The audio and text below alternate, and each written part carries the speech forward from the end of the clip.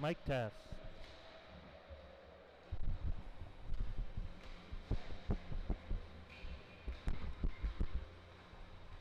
Mic test.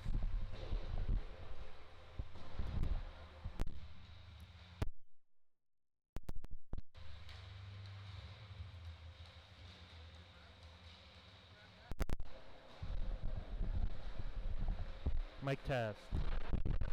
Mic test. Mic test.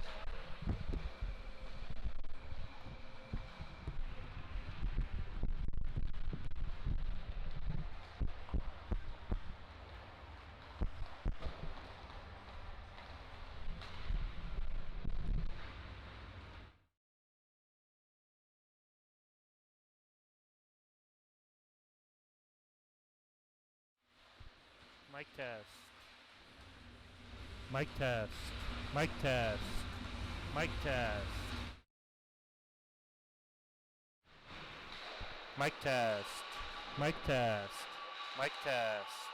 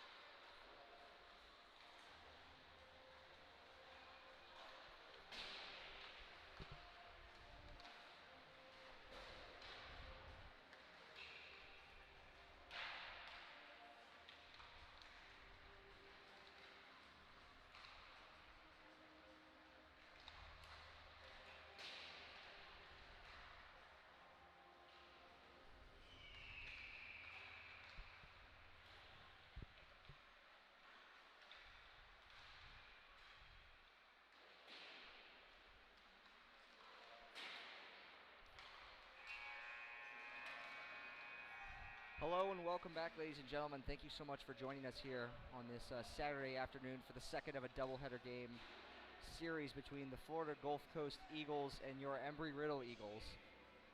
If you had missed last night's action here, Embry-Riddle pulled out a wonderful, exciting, nail-biting 4-3 overtime winning game, scored by Turner Coughlin just a few minutes into the overtime series. But overall, an even game between both teams. Florida Gulf Coast first game, of course, of the season. So they'll be hoping to see if they can right the ship and come out an even 500 on the weekend. While the Eagles hope to go 2-0 on the weekend against this team for the first time in history. Andrew Caputo again here. We'll be joined by Nick Gimbel in just a few moments. But right now he will be announcing the starting lineup, and we'll send it down to him for that and the national anthem.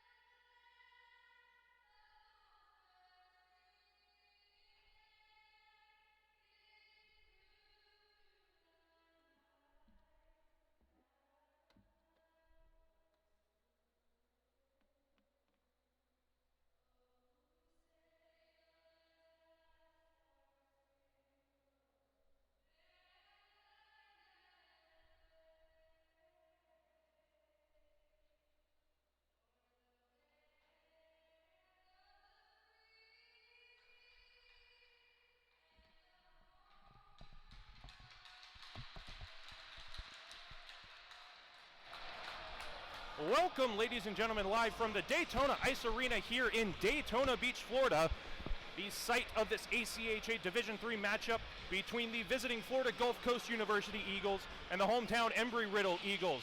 Nick Gimbel joined by Andrew Caputo here for this second game of this weekend series between these two teams. Andrew, yesterday, take us through that thrilling overtime victory for Embry-Riddle. I mean, said it again yesterday. It wasn't the prettiest of goals maybe by Turner Coughlin, but we'll absolutely take it. It was a hard-fought game. Both sides really could have gone to either team.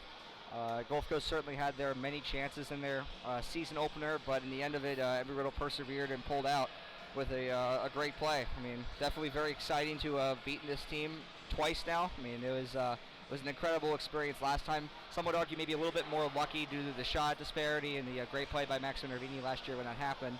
This year is a little more even, and it felt like the Eagles didn't necessarily steal this one, but they earned it, and look to do that again today in a matchup to, for the first time, try to sweep the season weekend series. But Gulf Coast will definitely be looking to even the score, and knowing how this team tends to play, they will come out hard and fast quickly. One of the only lineup changes for Gulf Coast is in net. Number 1, Nick Stiles gets the start for Gulf Coast. Same thing on the other side of things, Embry-Riddle starting Max Minervini on goal, and also a new addition for this afternoon. We've got Wyatt Ebner back on defense for the home team. Definitely happy to see him back. He's definitely a huge part of the blue line. Not necessarily the blue line played bad at all yesterday, but it's just exciting to have a player of that caliber back in the lineup.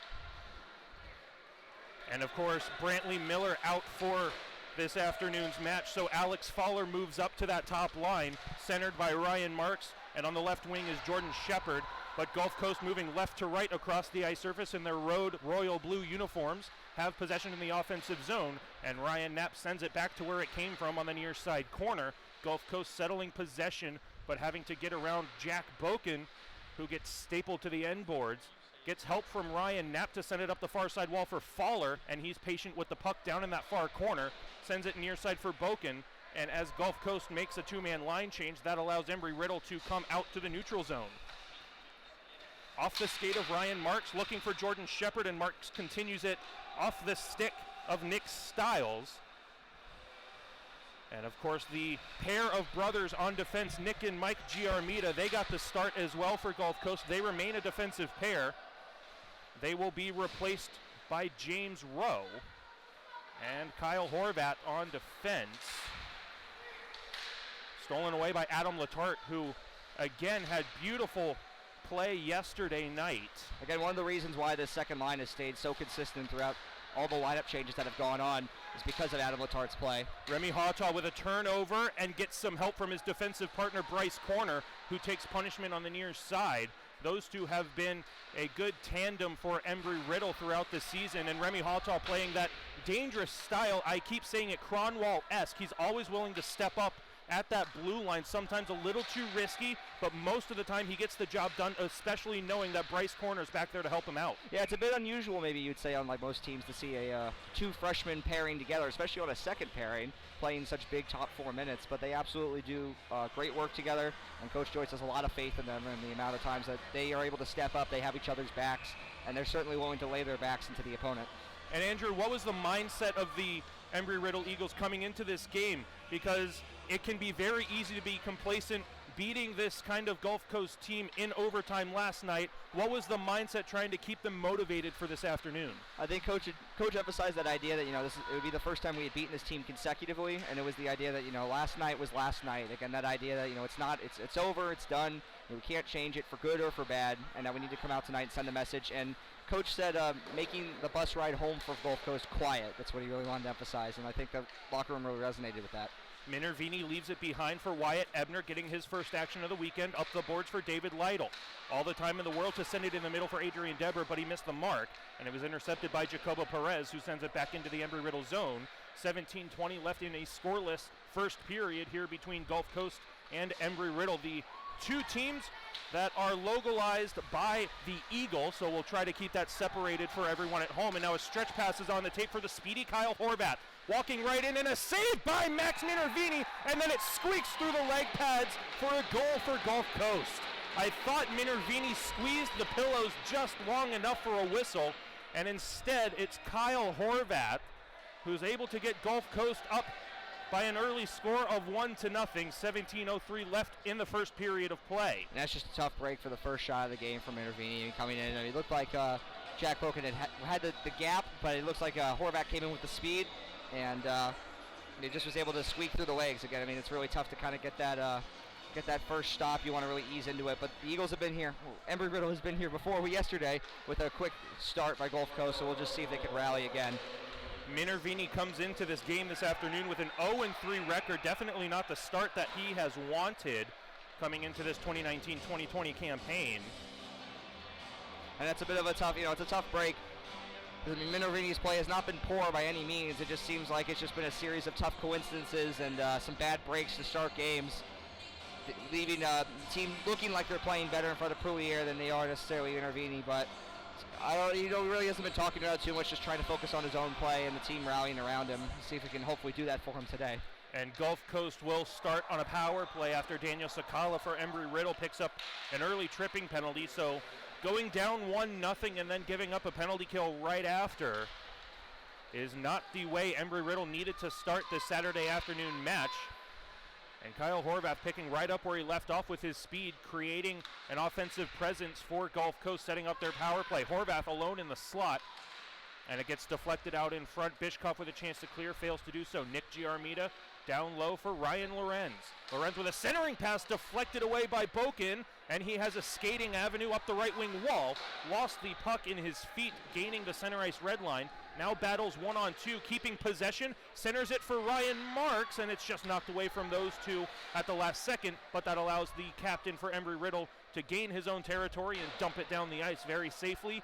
55 seconds gone in this Embry-Riddle penalty kill.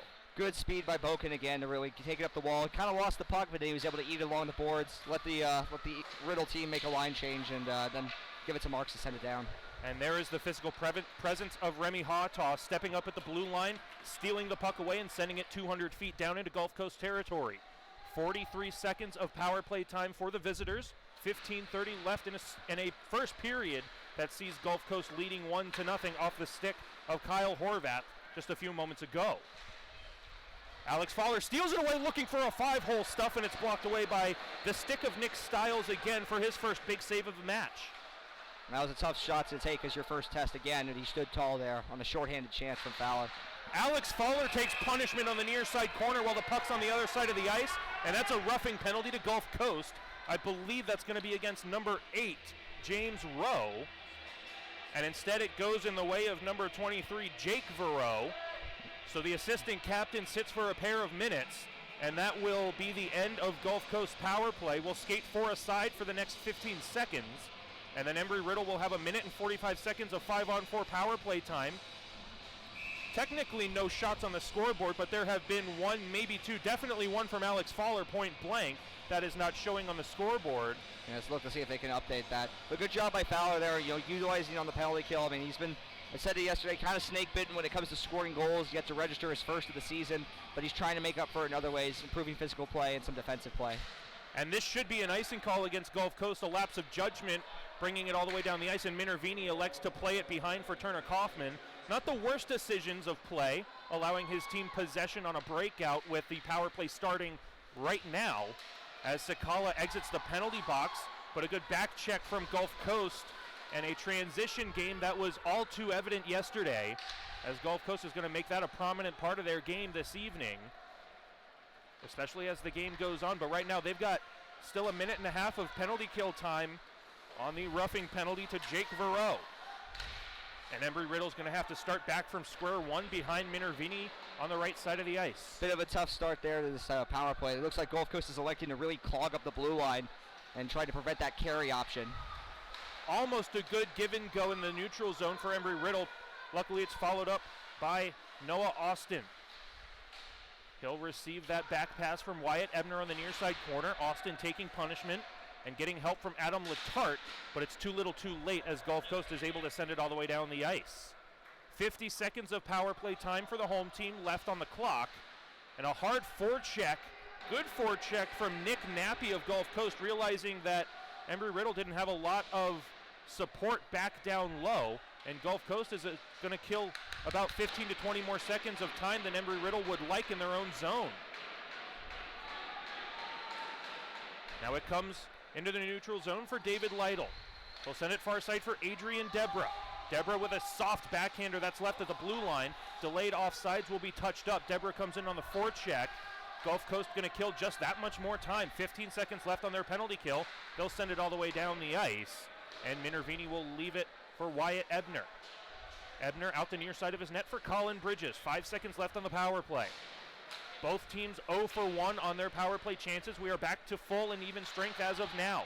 David Lytle steals it away for Embry-Riddle on the far side corner. Taken down below the goal line by Blake Hartman. Those two battle it out, and they'll get support from their own teammates. Two-a-side battle down low. Now support from Kyle Horvath allows Gulf Coast to get a 3-on-2 back the other way. Ryan Lorenz, he'll center it for Horvath. Looking back for Lorenz, and a bouncing puck is stolen away by a back-checking Deborah, and it's given right back to Horvath down low. Walking in front, and it got a piece of the glove of Minervini. Rebound loose in the crease, and it's steered up to the blue line, but not out. Hartman with a shot into the trapper of Minervini, and he has seen enough. He'll get a whistle with 12:30 left in the first period, getting his team out of trouble. Good sequence, good sequence for Gulf Coast, but a nice job for Minervini, making 2 solid, maybe even 3 solid. Kind of hard to keep track there, but a way to kind of rally himself, get back into this game. Really hadn't seen a lot of action since that first goal against, but it was a good job to stay through. Took some contact and came out and challenged and made a nice snag there, get a whistle. Face-off will be on the blocker hand side of the Embry-Riddle netminder, and a shot from the blue line goes in and out of the breadbasket, and the rebound cleared out to center ice. Ben Malcheski, and he was just too far away from that loose puck, or he would have had a clear-cut breakaway. And regardless, his forechecking efforts will draw an icing call against Gulf Coast. And with 12:16 left in a first period, that sees Gulf Coast leading by a score of 1-0.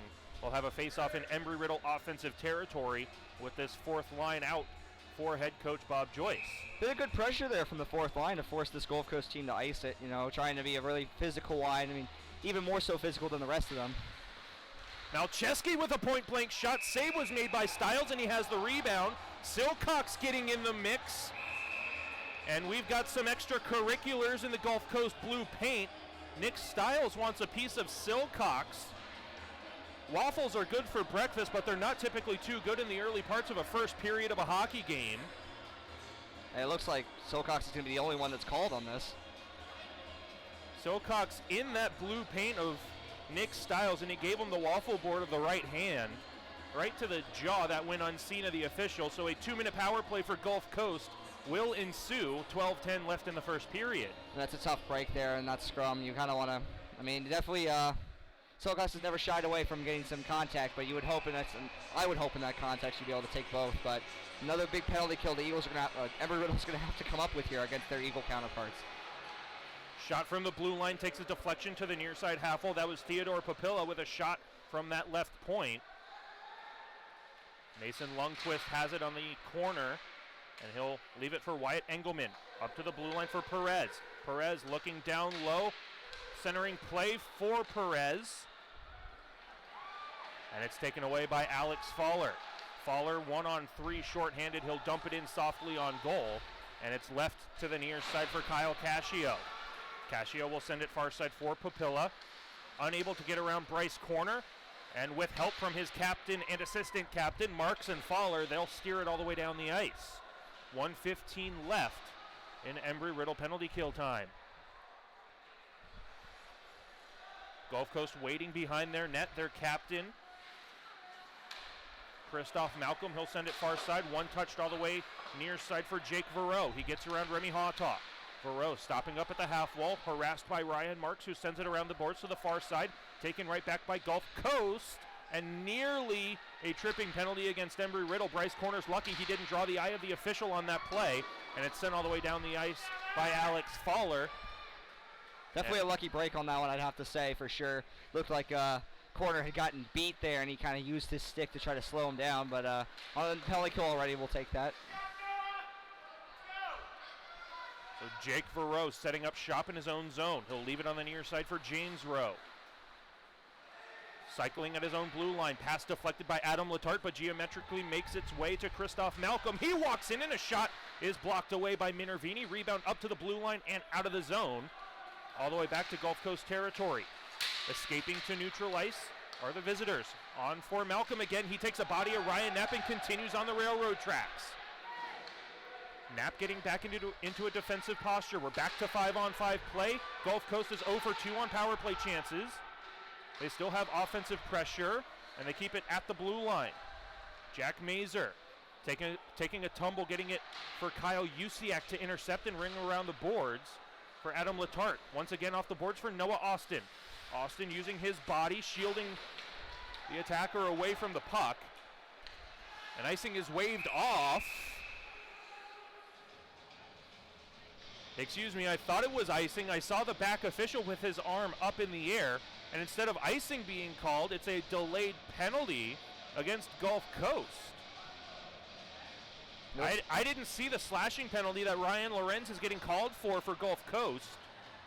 But Embry-Riddle's going to go on their second power play of the afternoon. I was surprised to see that too. I mean, it must have happened up in the neutral zone after maybe a hit or something. But this will be a big opportunity for Embry-Riddle to capitalize and come back and tie this game, much like they did yesterday. Maybe I'm foreshadowing too much.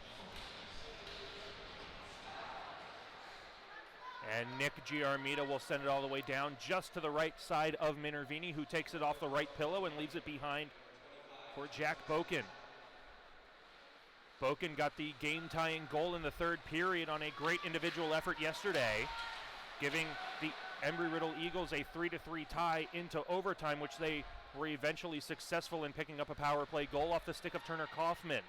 But right now they trail by 1 with a minute and a half of power play time. Adam Letarte, speedy around the outside boards. And it's cleared up and into the neutral zone. Boken dealing with pressure from behind, does so nicely, leaves it for Letarte.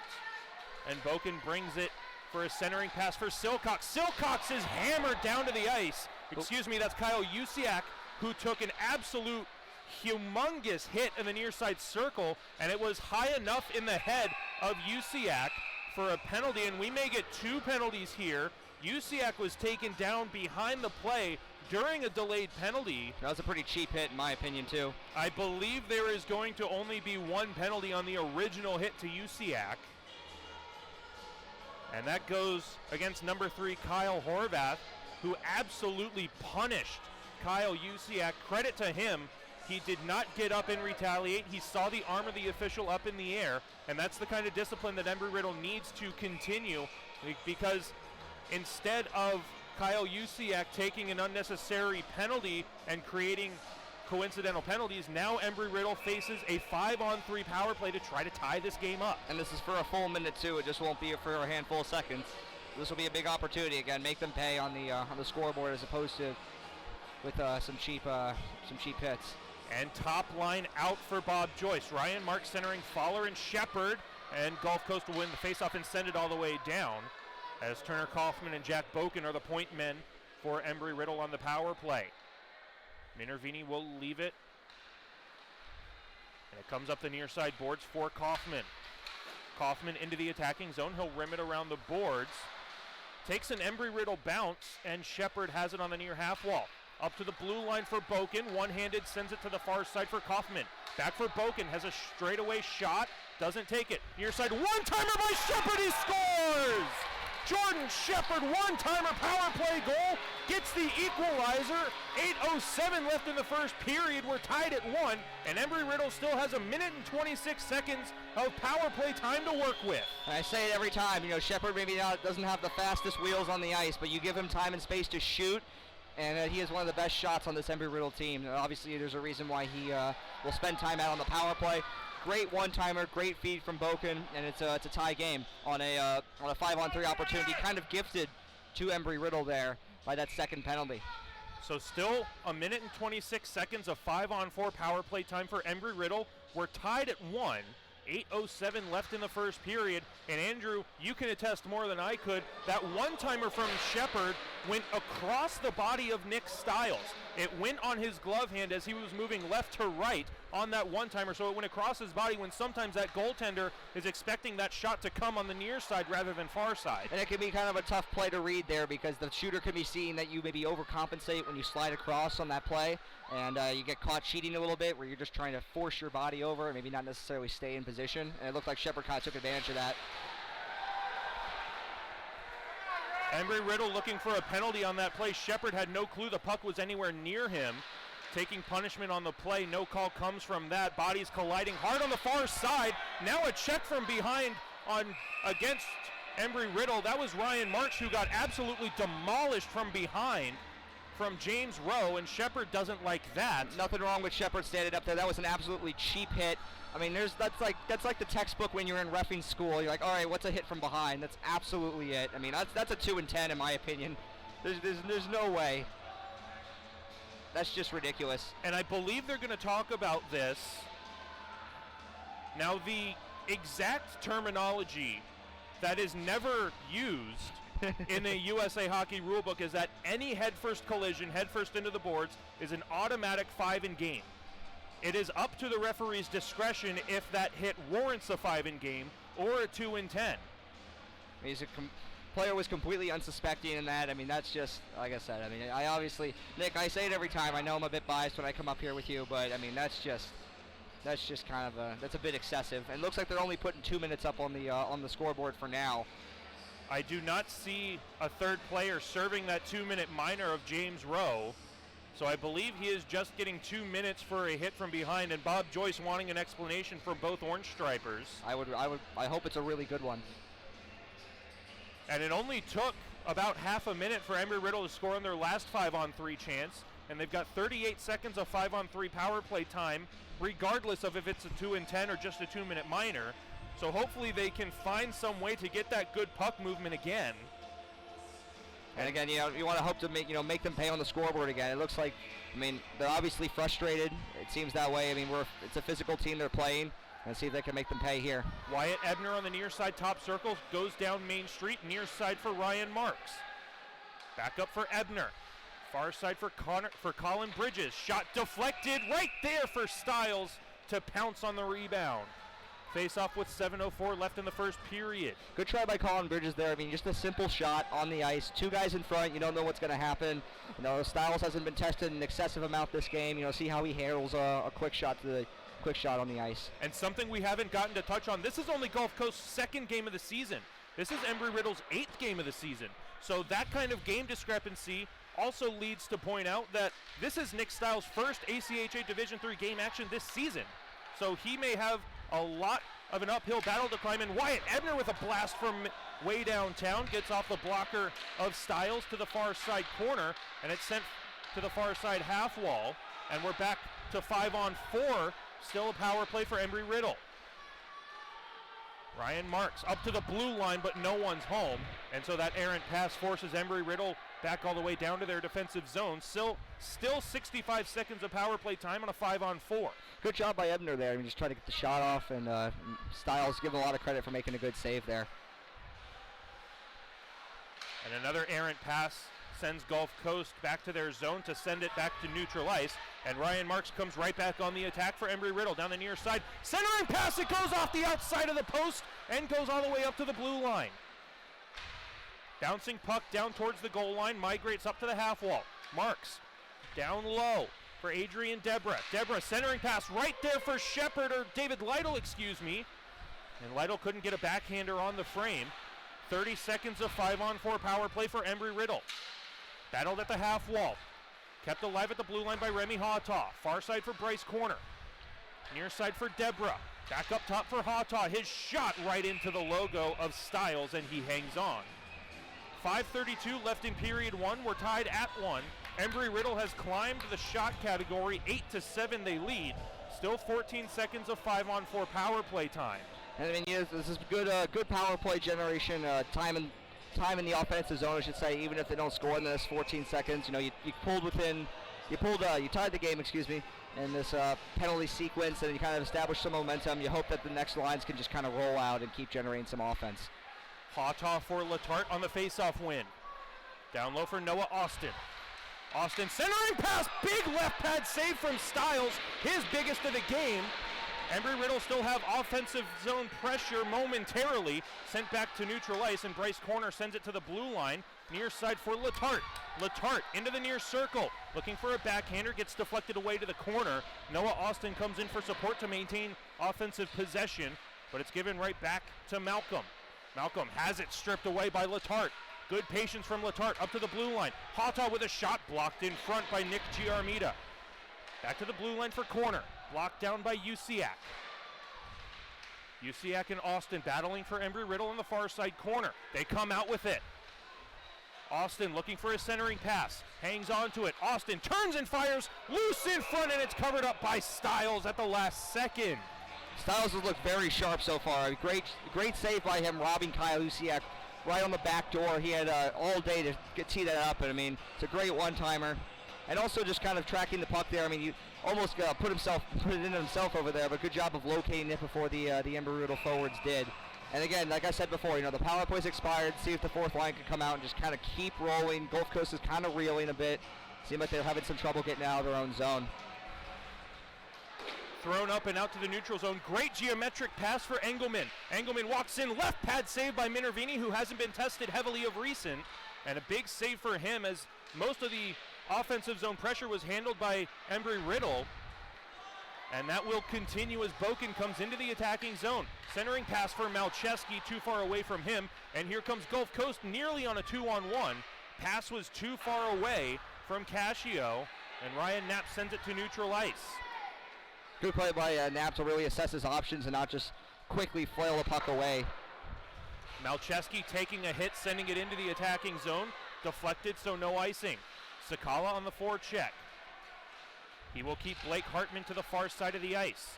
Centering pass nearly intercepted by Malcheski, but it gets through his legs. And Boken brings it back to the blue line. Stolen away by Gulf Coast again. Good patience from Kyle Cascio. Far side play for Wyatt Engelman. He'll dump it in and make a wholesale line change for the men in blue. 3.5 left in period one. Pass deflected by Shepard before the red line, so it's going to be an icing call against Embry-Riddle with 3:20 left in the first period. We're still tied at 1 apiece. Shots 10-7 in favor of Embry-Riddle.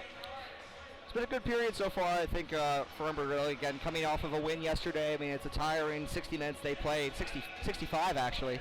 So you want to come in and establish, and so far it's been good.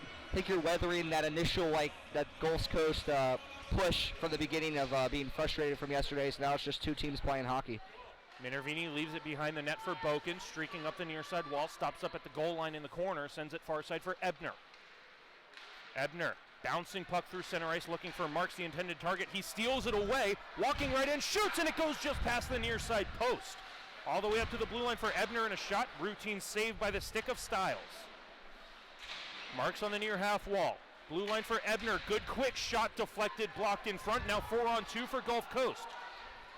Near side for Tanner Todd. Left up high for Lorenz. Lorenz with a shot deflected up into the netting and out of play.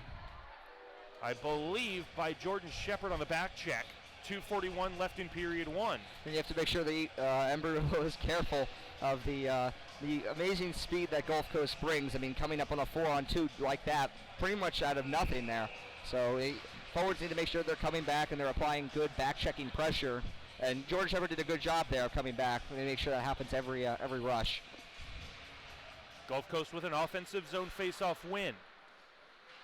Verreau sends it down into the corner for Mazur. Shot into the glove hand of Minervini, and Verreau turns away disgusted with himself. 2:31 left in period one. Minervini keeping it a tied 1-1 game. Shots 11-8 in favor of the home team.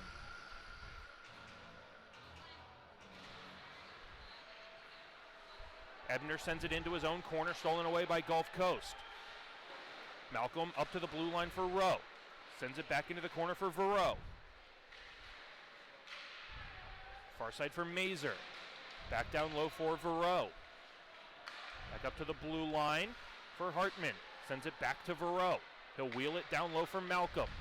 Malcolm along the far side half wall. Fans on the centering pass, and Deborah forces him out to the neutral zone.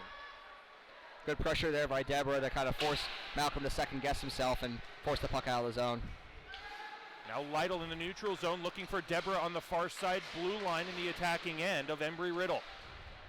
Son all the way back to neutral ice. Hard pass, glove down by Kaufman, and he'll skate it into the attacking end for Riddle. Near side half wall, taken down from behind again was Kaufman. That's another penalty to Gulf Coast. They're really enjoying these hits from behind, man. You think after the first two penalties they'd be a little more lenient. And it's James Rowe again.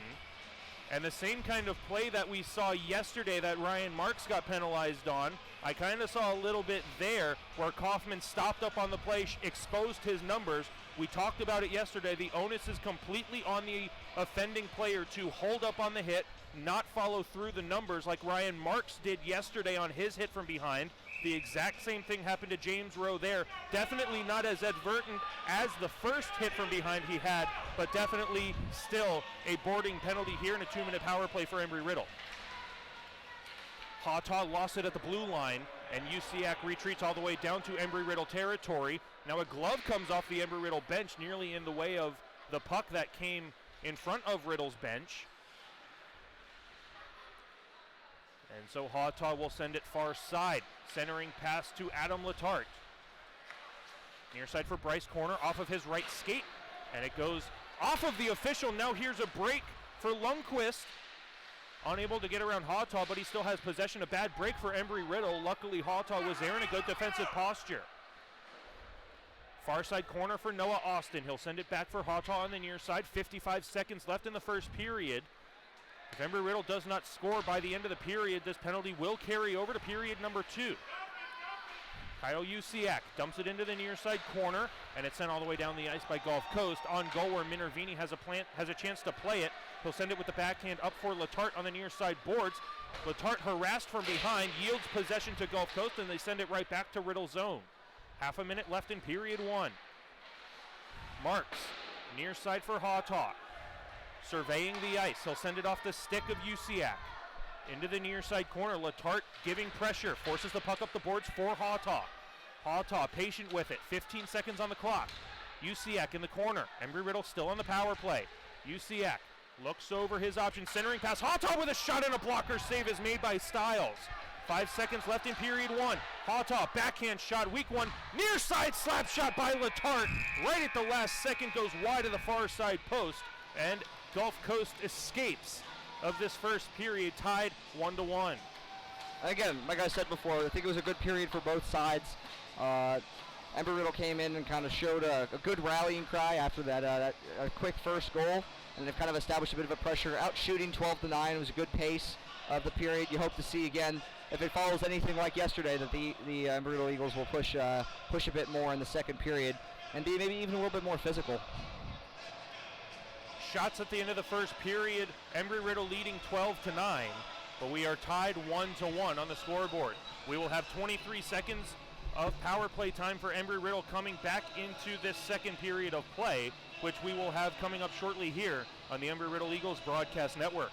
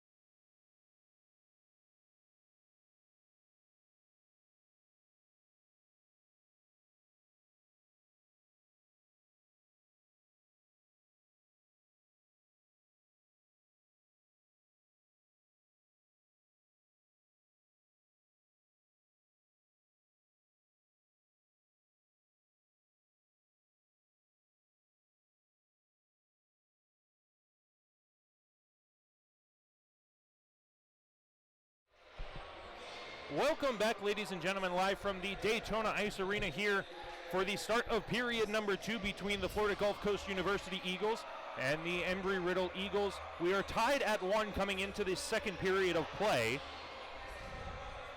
as the 5-on-3 power play goal from Jordan Shepard is what tied us up at 1. No carryover penalties from Embry-Riddle, but a carryover penalty of James Rowe for Gulf Coast of 23 seconds will give Embry-Riddle a shortened power play on a fresh sheet of ice. Nick Gimbel joined by Andrew Caputo up here in the broadcast booth. Andrew, what was the message from head coach Bob Joyce? Again, you're playing against a very, very good organization in Gulf Coast. Got to be happy with the progress that the team has made over the couple of years, but can't be satisfied with the result. And that was an interesting message that Coach kind of had, was that, it was a good period, I guess, but he seems to expect more now. He's kind of stopped saying that. He's like, we got to work on this power play entry. And that was kind of one of the things he stressed, was that the power play was having a tough time entering the zone. I guess we'll see a good example of how to come out after this period. But overall, he wanted the team to be out here making them pay. And the power play is going to seem to be a big way to do it, especially with the physical style that we're bringing. We are back to 5-on-5 play as James Rowe comes out of the penalty box after serving his second checking from behind penalty of the first period. Gulf Coast in their road royal blue uniforms moving right to left across the ice surface, and here comes Kyle Horvath doing just that. Centering pass, and a hooking penalty is going to come to Jack Boken as he tied up Mike Giarmita, who was cutting down the center ice lane, and it's going to be an interference penalty against the Embry-Riddle defender. And that's just kind of, you want to make the right play there. You want to make sure you're tying up the guy, getting maybe a little too liberal with the stick there, and Jack's going to have to sit for a few minutes, and we'll see if his counterparts can bail him out for the next 2 minutes. Embry-Riddle in their home white uniforms moving left to right across the ice surface. Max Minervini in the net for Embry-Riddle. Nick Stiles in between the pipes for Gulf Coast. And the visitors will have a fresh 2-minute power play just 50 seconds into period number 2. And Gulf Coast will win the face-off in their attacking zone, but it's forced out by Noah Austin. And Gulf Coast sets up in the neutral zone. It's a very speedy up-front forward duo.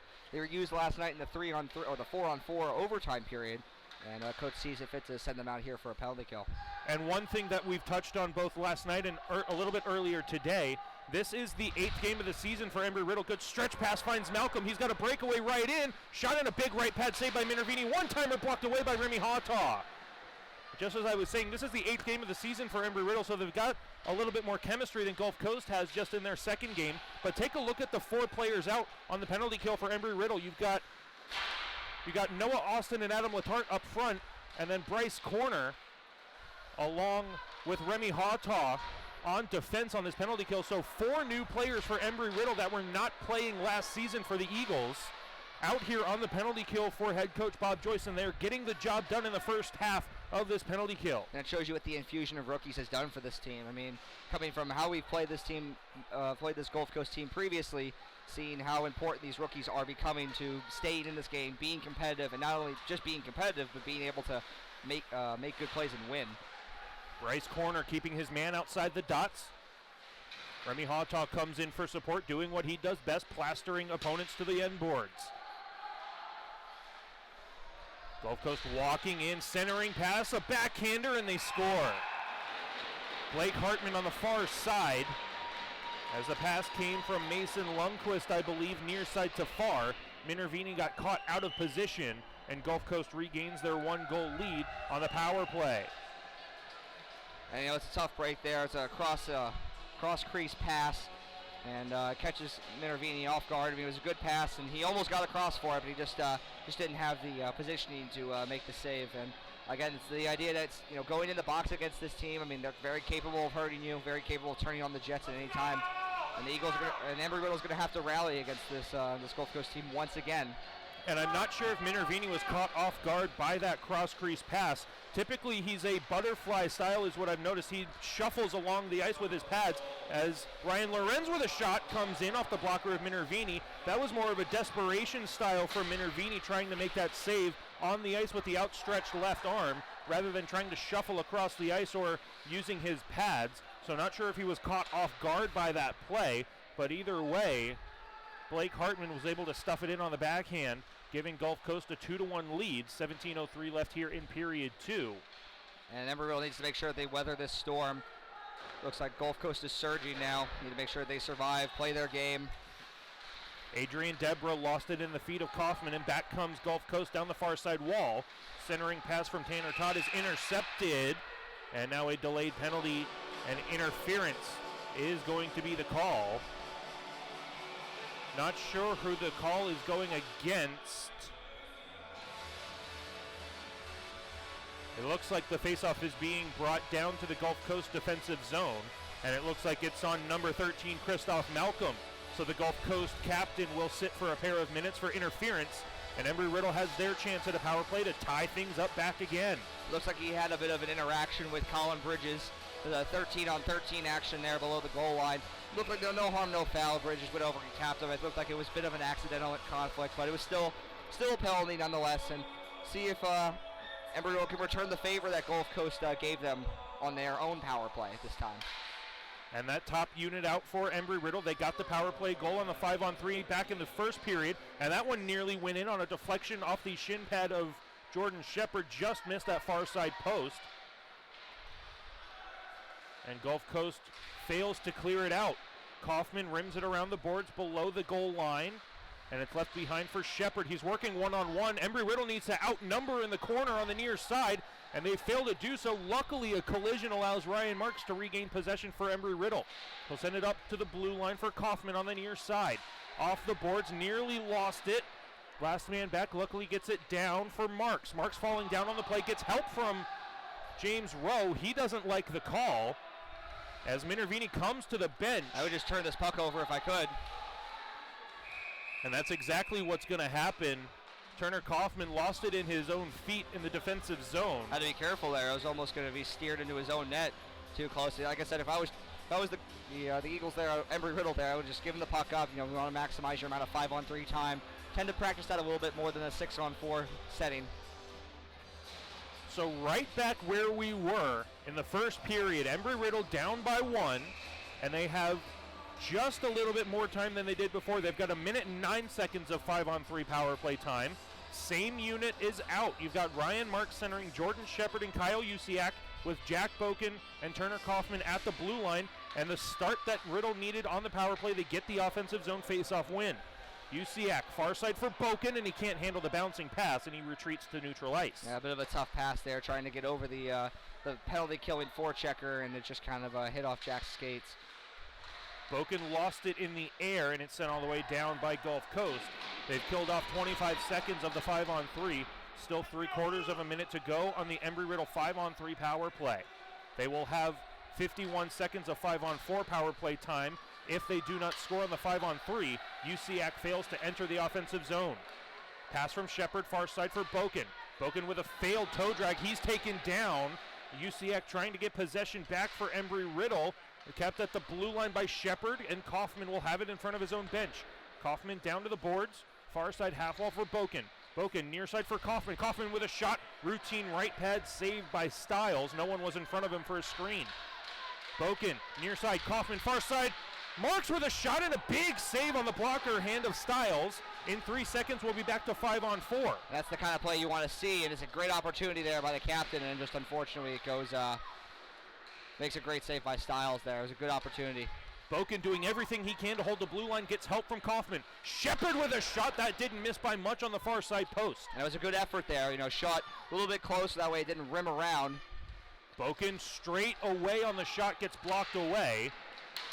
Ryan Marks trying to keep it in the attacking zone, fails to do so. Now Malcolm has a partial breakaway shorthanded. Working on Kaufman, toe drag works, backhander, pad saved by Minervini on a save that he never should have had to make. Yeah, it was a bit of a tough break there. He's shorthanded. Turner Kaufman was gassed, and he's not exactly a defenseman in his own right, kind of getting walked there by the Gulf Coast captain.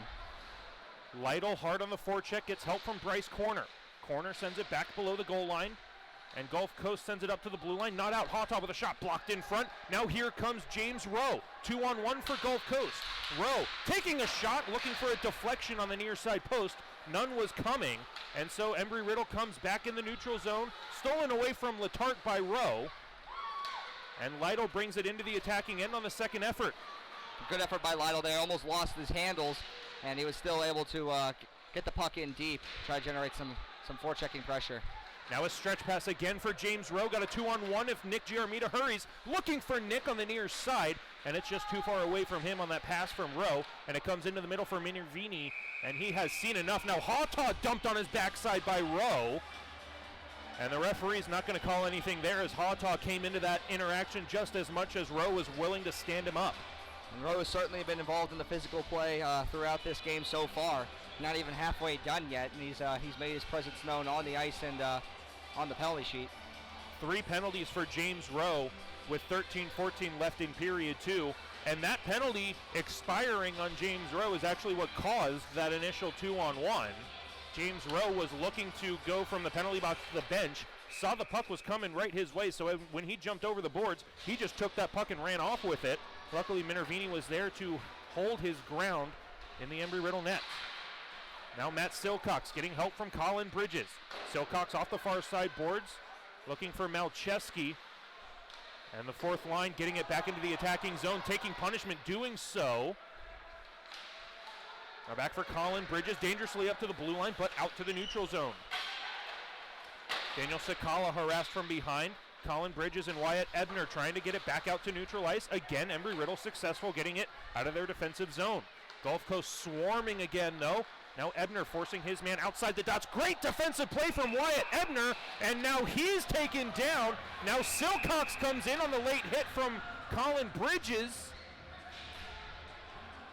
Not sure how Wyatt Ebner is penalized on that fantastic defensive play. That's a pretty bad call in my opinion. So we'll see what comes from this. It looks like Colin Bridges is going to the box instead of Wyatt Ebner. I thought it was Wyatt Ebner who had the initial penalty, but it may be Colin Bridges, 13 instead of 14.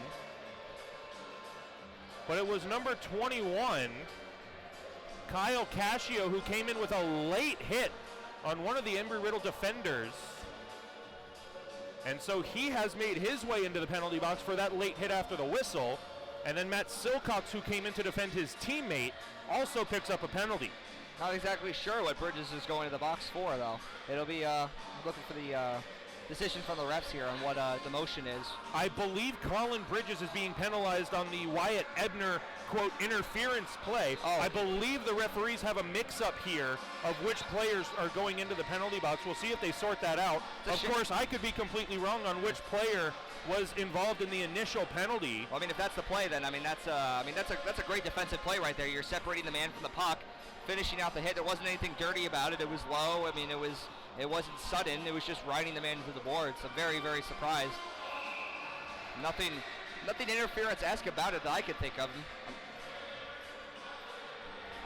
But as I always say, Nick, I tend to slant towards one team here. So Embry-Riddle will have a 2-minute penalty kill.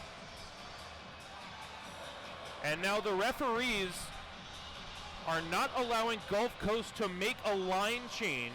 Embry-Riddle has 4 players out ready to go. This is something that came about yesterday where Gulf Coast tried to take a 3-minute timeout. The referees have had none of it this afternoon, not allowing Gulf Coast to make a line change after Embry-Riddle has already made their line change and set up for a face-off, giving the home team that home team advantage.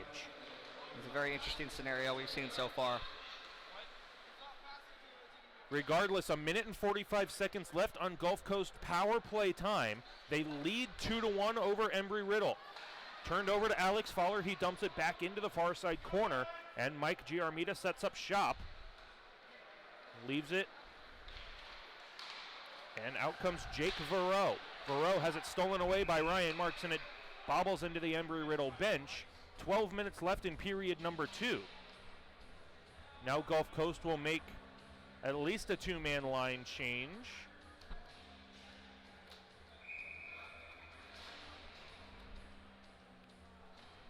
And Gulf Coast will finish up their line change as well.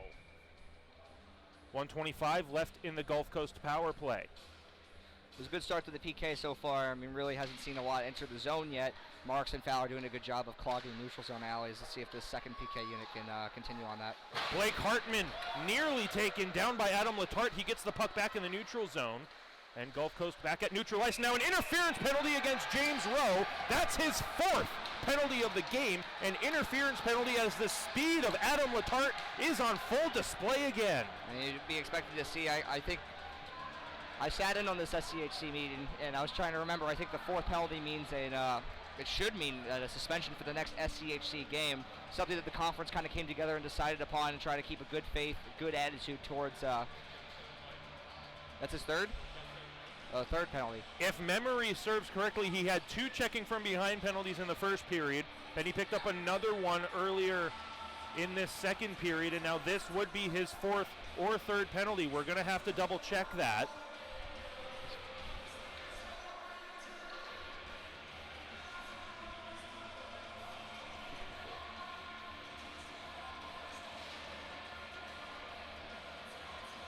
So either way, we'll have 1 minute and 10 seconds of 4-on-4 play. Now the referees are having a discussion about this. Not sure what the discussion is. I mean, if it is his 4th, I believe I think he's supposed to be, I think he's supposed to be removed from the game. Not exactly. I really should know this. We'll get more clarification at the second intermission for everybody.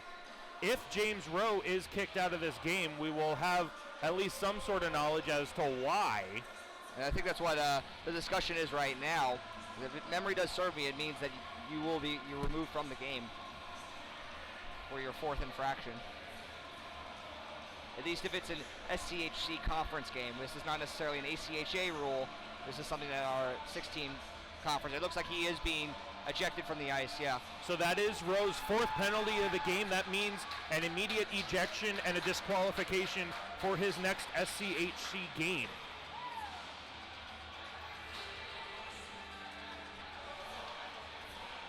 So James Rowe is done for the afternoon. He'll hit the showers early and head for the team bus. Remember, it'll go to a 4-on-4 scenario with a 50-second power play at the end of it. Again, trailing 2-1 here. The shots have evened out. Gulf Coast actually hopped up ahead. You want to really see Embry-Riddle come out and just equalize this game. Come with that same energy. Letarte's been doing it all afternoon. He's hungry for a goal. Almost gave a great assist to Noah Austin yesterday that was waved off. Hope to see something in a similar fashion that doesn't end up getting waved off. Jacob Toy will serve that 2-minute penalty against James Rowe, who has made his way to the locker room after gaining his 4th minor penalty of the match. So 4-on-4 play, lots of open ice for Embry-Riddle. Long shot one-timer from Jack Boken. That was a good rocket and a decent blocker save from Nick Stiles. Big collision on the far side. Austin with a shot. Stick save by Stiles again. Turnaround from Adam Letarte, gets blocked up to Boken at the blue line. Ryan Knapp wants it on the near side. Blue line doesn't get it, and it comes right into the glove hand of Stiles for a face-off with 11:14 left in period number 2. 40 seconds of 4-on-4 play remain. And I mean, great speed and tenacity there by Adam Letarte again. I always can't say enough good things about him. And a great feed from Boken to Noah Austin for a nice save for Stiles. A good opportunity. I think tried to catch Stiles off guard, throw a quick one through his legs, but Stiles was having none of it. Gulf Coast with a defensive zone face-off win off the glove of Kyle Horvat, and Minervini out of his net to play it to the neutral zone, and a delayed offsides did not allow Tanner Todd to enter the zone on a forecheck. Now Marks dealing with backhand pressure, and now a penalty against Gulf Coast, a slashing penalty against the visitors, and Embry-Riddle will have 23 seconds of 4-on-3 power play time, and then they will have about 50 seconds of 5-on-3 power play time. Didn't exactly see it itself. I saw the stick of Marks leave his hands. Wasn't sure if it came from the contact, but I mean, it looks from what the refs are deciding that it was slashed out of his hands.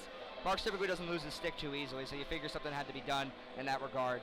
And don't forget, we've still got coincidental minors against Kyle Cascio and Matt Silcock. So in a couple of seconds and a whistle, they will come back out onto the ice. So for those of you catching a glimpse of the penalty box and seeing 3 Gulf Coast players, this is not a stacked penalty situation. They still have coincidental minors not on the board to serve. So 4-on-3 power play time for Embry-Riddle for the next 12 seconds after this face-off, after Nick Stiles freezes the play. And then Embry-Riddle will have 50 seconds of 5-on-3 power play time, and then a little bit more. I believe it's going to be 45 seconds of 5-on-4 power play time, and then, of course, barring any other infractions, we should be back to 5-on-5 play. It's a big if in this kind of game, Nick, I'll be honest, but I mean, if the penalty box is looking pretty crowded right now, I don't think it's typically meant to handle this kind of capacity. And Theodore Papilla on the Gulf Coast face-off win, skates it out to the neutral zone and dumps it in. And Minervini will leave it behind his Embry-Riddle net for his counterpart, Turner Kaufman. And now we enter the 5-on-3 scenario. 45 seconds of 5-on-3 power play time for Embry-Riddle. They were unsuccessful in their last 5-on-3 outing. They scored on their first 5-on-3 outing. This is their third time on a 5-on-3 power play. As new Florida Panthers head coach, Coach Quinville would say, as this one-timer from Jack Boken comes into the midsection of Nick Stiles, is held and covered for a whistle. As the new head coach of the Florida Panthers, Coach Quinville, will say, if you're not going to score on a 5-on-3 power play, you're not going to win a hockey game. Yeah, and that's, I definitely understand his sentiment in that case, and really hoping that the Eagles will come through again. I mean, Embry-Riddle will come through again. I'm still, after 5 periods, I'm still having trouble with this. It's really a shame. I want to see Embry-Riddle score. I'll be a little more blunt about it this time. Kaufman, far side, Boken, near side. Kaufman takes the shot, and it goes just wide of the near side post. And that was close. Really labeling that top right corner there. Back for Boken. Again, Kaufman at the top of the circle, near side, and looking back for Boken, and it was read nicely by Mason Lundqvist, who just barely got a piece of it to send it out to the neutral zone. Back for Shepard. 3 seconds until we're 5-on-4. Left for Boken on the near side blue line. Long saucer pass finds the mark of Ryan Marks. Patient near side Boken. Beautiful pass, and it's blocked in front by Nick Giarmita. Shepard steals it away. Up for Alex Fowler at the blue line. Fowler, long shot, deflected, loose there in the crease, and it's dumped to the near blue line. Kaufman down low again for Boken. At the goal line, around the boards to the far corner for Shepard. 20 seconds of 5-on-4 power play time. Shepard, saucer pass for Fowler, and a little bit of a chunky sauce, and it comes all the way back out to the neutral zone for Fowler. Fowler nearly lost it at the blue line, and Kaufman comes back for support. Yeah, it's just a tough pass there. It's tough for Fowler to corral that. And it looks like that'll do the power play, and the Embry-Riddle will come out scoreless on it, and Gulf Coast will survive. Kaufman trying to get things going again. Long shot deflected to the far side corner for Kyle Usiak. Usiak cycles down low looking for Shepard, but he peels off for a line change anyways. And Gulf Coast gets it up to the blue line, but not out. Adam Letarte again getting it back down low, keeping Gulf Coast in their defensive end. Bryce Corner pinches in, fails to keep it alive. And Noah Austin sends it far side for Remy Haughtaw. Up for Letarte. Gets deflected, glove down. Hand pass will be waved off as Gulf Coast touches it up. Near side for Jake Verreau. Evading a body of Adam Letarte, yielding possession in the process. Now Jake Verreau gets it right back, gaining the attacking zone. Great play from Bryce Corner, giving it to Kyle Usiak. Usiak in the attacking zone, shot into the catching glove of Nick Stiles. No rebound given up by the left hand with 8:03 left in period 2.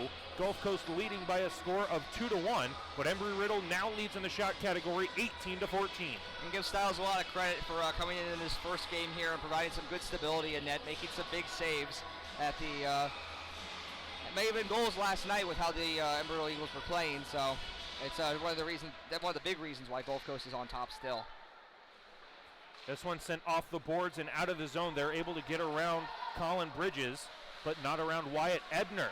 Well, Ebner takes his man down. And now a delayed penalty by the referee.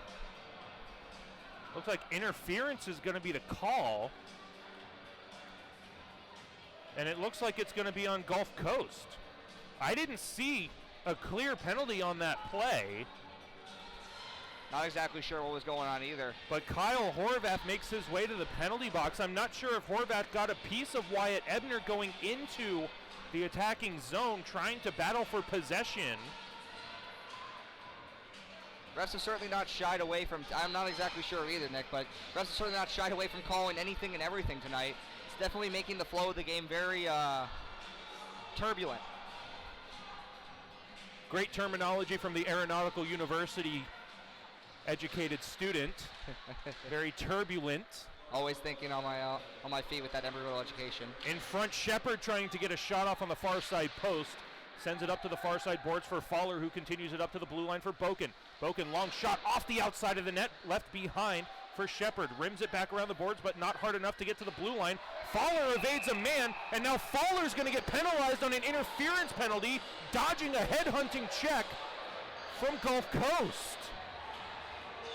And Coach Joyce is pretty shocked about this. He thinks he wants a good explanation.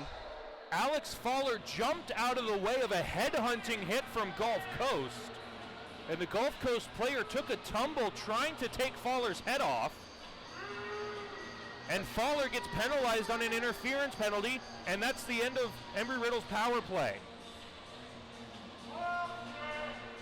And again, kind of maybe even echoing the original interference penalty down here 23 seconds ago. Not exactly sure what the refs are calling here. This has kind of been a game where they're not letting any contact is kind of being just kind of thrown as a penalty. It's really surprising. The coaches on the Embry-Riddle bench look pretty frustrated and confused, and I don't blame them.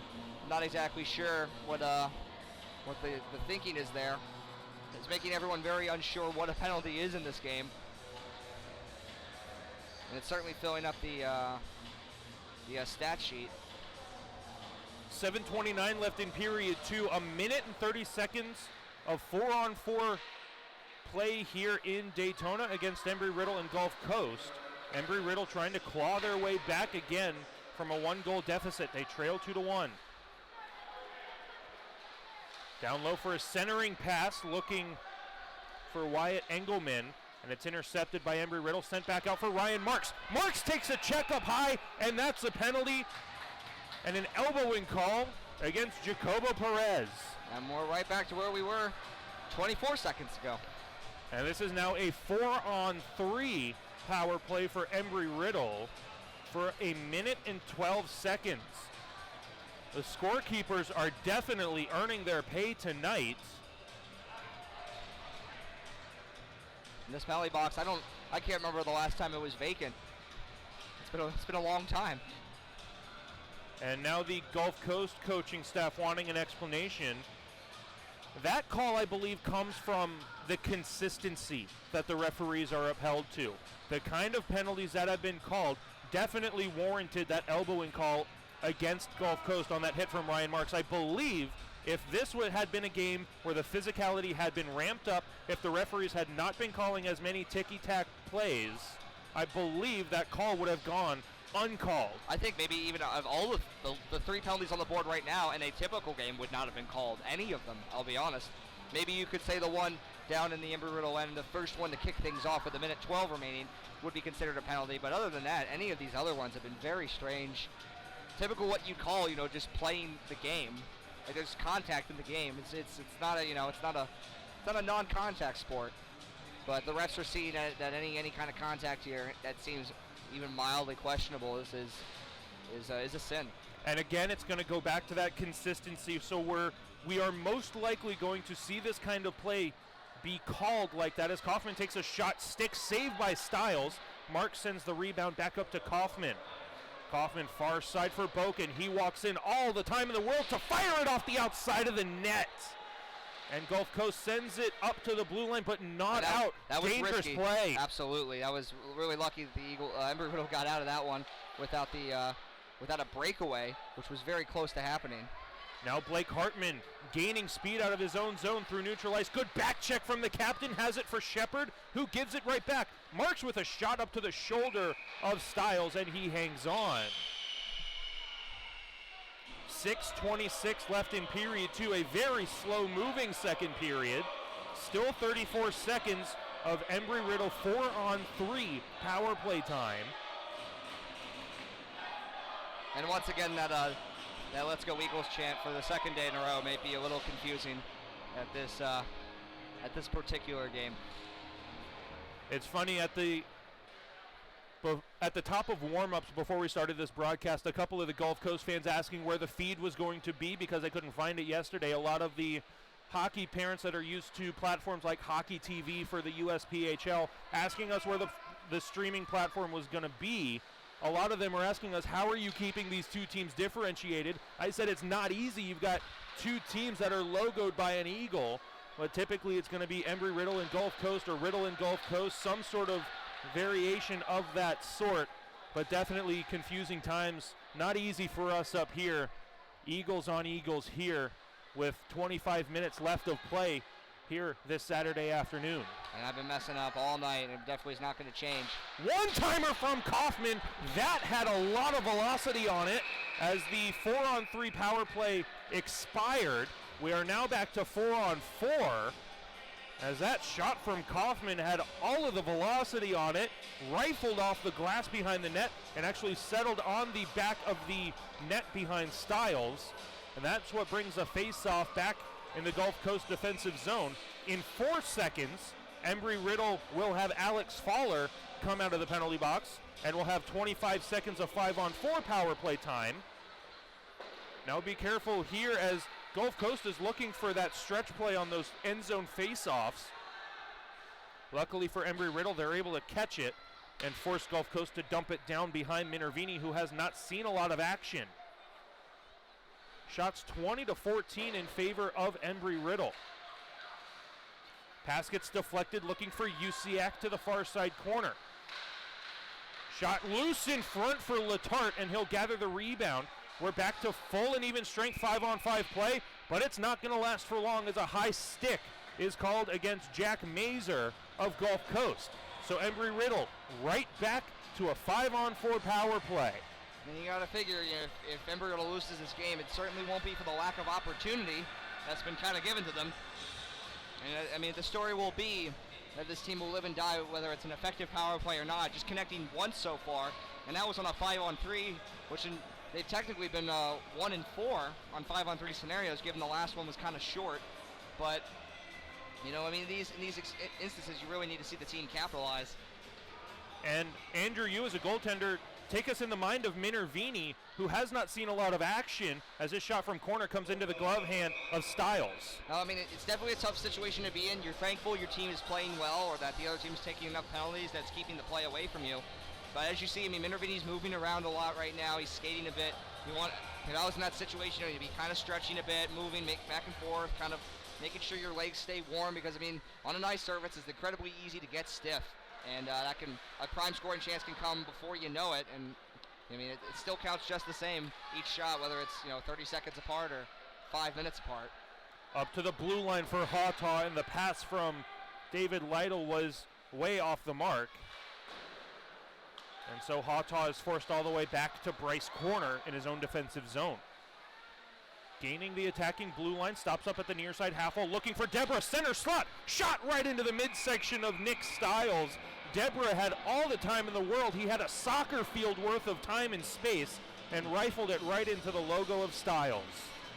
And Adrian Deborah, coming from someone who's skated with him throughout the practices, is a very hard, fast shot.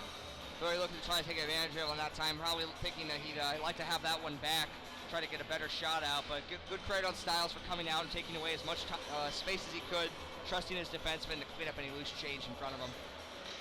Ryan Marks with a face-off win. Hawtaw with a one-time slap shot. Good positional save from Stiles. Rebound loose on the far side is pounced on. Stiles had no clue that shot from Hawtaw was coming. Luckily for him, he was in a good position to stop it with the chest protector. And Fowler really, again, how many times I say it, we're very hungry for a goal here, trying to get on the board for the first time this season. Bryce Corner at the near blue line. He'll send it down low for a play from Jordan Shepard, and instead it's sent up and out of play by Gulf Coast. Visitors will not be allowed to make a line change, and Embry-Riddle will choose not to make a line change. 4:01 left in period 2, 1:04 left in Embry-Riddle's power play, a 5-on-4 power play. Gulf Coast leading by a score of 2-1. Good keep at the blue line by Bryce Corner off of his body. Shepard on the near half wall, down low below the goal line for Marks. Escaping to the near side corner, outnumbered by Gulf Coast. They failed to clear it out on the first attempt. Good support from Corner again, and Shepard's forced out to neutralize on the errant pass. Fowler, saucer pass to the far side. Hawtaw dumps it in, wide of Stiles, and Nick Giaramita rims it around the boards and out of the zone. Bryce Corner behind Minervini. Throws it off the outside of the net. Good move from Bryce Corner, evading the forecheck pressure of Jacob Toy. Hawtaw sending it far side for Bryce Corner. Back for Hawtaw on the near side, circle in his own zone. Backhand centering pass on the tape for Shepard. Shepard rims it around for Fowler below the goal line. 5 seconds until we're back to even strength. Fowler centering pass for Shepard, knocked away by Nick Giarmita again. And a saucer pass comes all the way out to the neutral zone. We are back to even strength. On for Ryan Marks, trying to catch Gulf Coast on a line change. Centering pass for Corner, loose down low in front. It's covered up by a player down low. And I believe Nick Stiles was able to get a glove on it before the referee is able to give Gulf Coast a penalty for covering the puck by a player in the crease. And I'm going to say, in that case, it might even be a penalty shot trying to cover a play like that. So, I mean, a good job by Stiles to locate that quickly, and the refs maybe giving them a little bit of time to redeem themselves and make sure that didn't happen.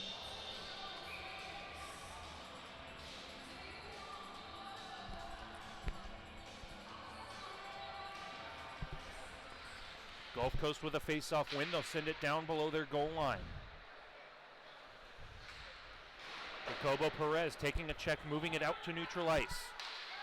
Colin Bridges lost it at the blue line, and Gulf Coast comes back on their end zone regroup, and it comes right through the crease to the far side for Letarte to send it near side looking for Usiak, deflected out to the neutral zone. Usiak takes a tumble over Popilla, gives possession to Austin. Noah Austin left there. He is knocked down on the play. That's a penalty against number 19, Mason Lundqvist, who took the head off of Noah Austin. A little bit of friendly fire there. He barreled him into his own goaltender. And that puck looked like it entered the net, but I mean, obviously after the net had come off.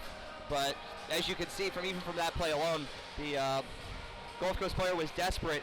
Great opportunity there. Two great moves by Noah Austin, and it was credit to the Gulf Coast player to do what he had to do to try to deny a very high quality scoring chance, which could have seen the game tied. Better to take that 2-minute penalty than give up that high quality chance, especially with how the Embry-Riddle power play has been pretty ineffective since they tied the game what seems like eons ago in the first period. Gulf Coast leading by a score of 2-1. 2:14 left in a very lengthy second period. Shots 25-14 in favor of Embry-Riddle. The shots are there, the chances are there, the power plays are there. The goals are not. They've got to start accumulating at some point for the home team. Jacobo Perez sends it up to the blue line, not out, and now a partial break for Ryan Lorenz. Stops up at the top of the circle, and a shot goes off the stick of Minervini, making a shorthanded save. Deborah sends it back for Wyatt Ebner. Ebner stops up behind his own net. Up the near side half wall for Bridges. Stretch pass gets deflected by Lytle into the attacking zone, negates the icing call. Lytle in the near side corner has Bridges at the blue line. Elects for the shot, and he caught Stiles off guard. I believe Stiles got a glove on it. If not, it hit the crossbar and goes to the far side half wall. Shot off the blocker of Stiles, and the rebound behind for Deborah. This is cut you off here, okay? This is an interesting setup Coach Joyce is going for here with Ebner and Bridges, and the forward group is a little interesting too with Lytle, Deborah, and Kaufman. Bring Kaufman up to forward now as opposed to the defensive play he's been doing on previous power plays. And we'll look and see now that the top power play unit is out if Kaufman will stay. It looks like he won't, and Ryan Knapp will make an appearance on the power play, which is a bit unusual. And at the second intermission, we'll try to get an actual count of the penalties for both teams, both throughout the game and in the second period. But Bob Joyce got to change something up. The definition of insanity is doing something over and over again, expecting a different result. So you got to change up the power play and do something a little bit different. Jack Boken on the straightaway, far side for Marks, doesn't take the shot. Now he takes one that's deflected over the netting and out of play. 1:02 left in period 2. Gulf Coast leading 2-1. Embry-Riddle still with 48 seconds left of power play time. And you got to figure this is, I mean, while it is frustrating for Embry-Riddle, this has to be absolutely exhausting. Just looking at the penalty killers that have been coming out, it looks like everybody is getting a chance to kill penalties tonight on this Gulf Coast team, simply because I don't think the penalty killers could have the energy if you ran just 4 forwards and 4 defensemen. Now a 2-on-1 shorthanded for Gulf Coast if they hurry, and Malcolm is forced to dump it in below the goal line. Marks taking his time behind Minervini. He'll send it up for Ryan Knapp. Saucer pass to the far side finds Boken. Boken getting around his man. And now it's stolen away from Ryan Marks, and now another partial break here for Verreau. Verreau right in, a backhander, big save by Minervini. Play continues up the near side wall. Shepard leaves it for Boken. 3-on-3 back the other way. Boken centering pass for Fowler, and it's blocked to the near side. 21 seconds left in period 2. Back behind the net. Boken up top for Ryan Knapp, and he lost the handle on it. And we're back to 5-on-5 play. And Gulf Coast working on the transition game, and Ryan Knapp is forced to deal with forecheck pressure. Doesn't do so very nicely as Horvath comes back into the fray. He's taken down by Fowler and is cleared all the way down the ice. And that ends a very physical, penalty-ridden period for both teams, particularly Gulf Coast, but they escape with the lead, so you can't really fault them too much. The penalty killing was perfect the whole period. I mean, with that many penalties, it's very hard to come up with that. And, you know, the Embry-Riddle has to look at, you know, yeah, the shots are 27-16, but that shouldn't really matter because you're still down. You know, that power play needs to be figured out. It was an issue in the first. It's a very big problem in the second. And it's going to be the story if they don't figure it out. They got 20 minutes to score a goal and come up with a way to beat Styles on the power play again. We will be back for the start of that third and final period here from Daytona. Gulf Coast going into that third period leading by a score of 2-1. And there will be no carryover penalties nor power plays going into the final 20 minutes. We will be back for the start of that third and final period here on the Embry-Riddle Eagles Broadcast Network.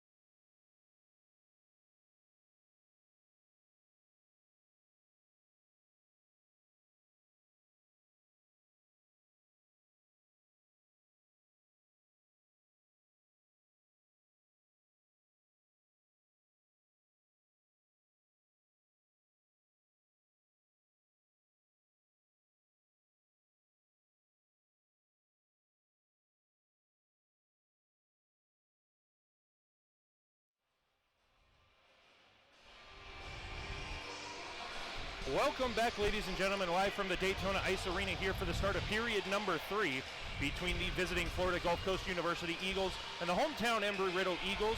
Gulf Coast comes into period number 3 leading by a score of 2-1. Embry-Riddle with 18 minutes of power play time in that second period. Gulf Coast taking 9 penalties in that second period, while Embry-Riddle taking just a few less penalties. And you see Embry-Riddle right off the face-off really coming out with some tenacity. They're a bit frustrated, I think, on how that period went. And they want to come out and they want to try to right the wrongs of it. Embry-Riddle took only 4 penalties in that second period. But the big story in that second period was the 9 penalties that Gulf Coast took in 18 penalty minutes. But Gulf Coast still leading by a score of 2-1. 9 penalties and 9 penalty kills to add on to that. Embry-Riddle did not score a power play goal in that second period on any of those 9 chances, some of them being on a 5-on-3. And it was a bit frustrating, and it kind of was felt in the locker room. Coach Joyce really emphasized that, you can't get down.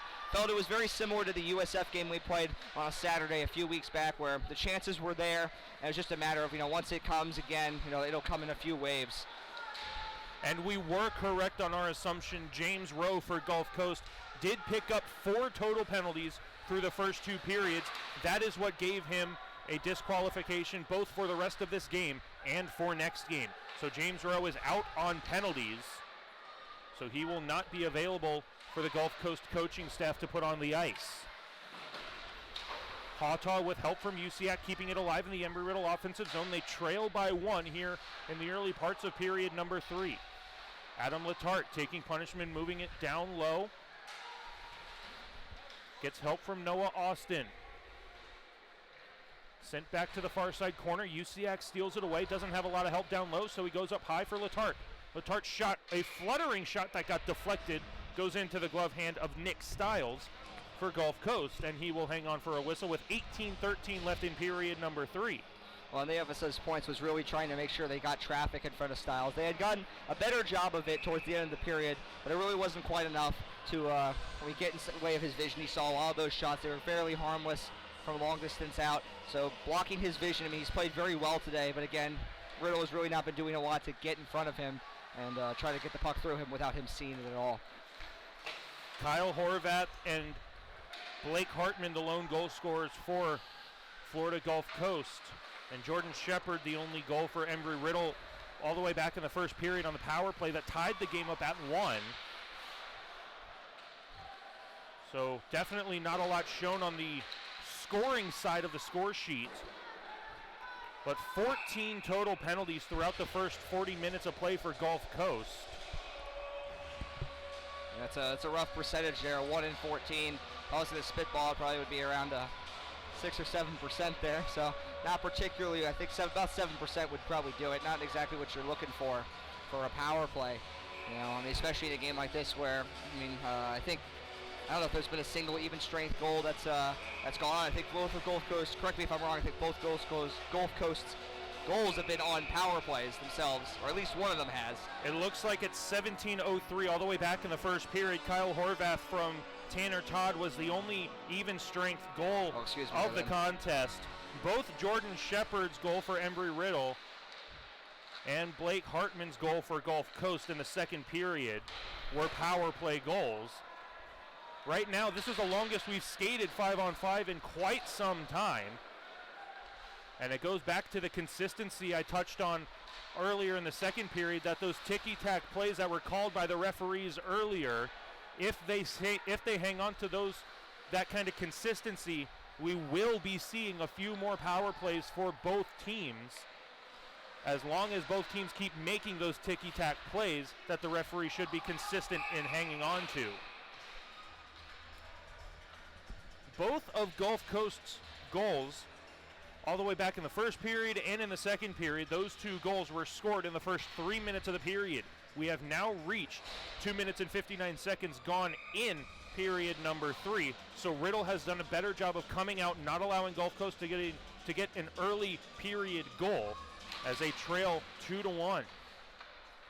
Backhanded into the near side corner for Ryan Marks. Has pressure on the backside of Hartman. And Jake Verreau fails on getting it into the attacking zone for Gulf Coast. And pinball in the neutral zone is blown on an offside play. And this is the dynamic I do not agree with in ACHA officiating. Typically in USA Hockey, in a three-man system, it is one referee, one orange bander, and two linesmen. Or it is just a two-man system of two referees who have the ability of a linesman and a referee. This kind of dynamic with two orange banders and one linesman allowing three officials to call offsides and icing and only two officials to call penalties, that offsides was waved clear by the only linesman on the ice, and it was blown dead by the orange striper on the far side of the ice. That was a great pickup there. I would not even really notice that, but it's a bit tough there. I mean, it definitely looked very close, especially since the close linesman called it. And it's just kind of a tough break. You hope it doesn't come back to haunt Embry-Riddle.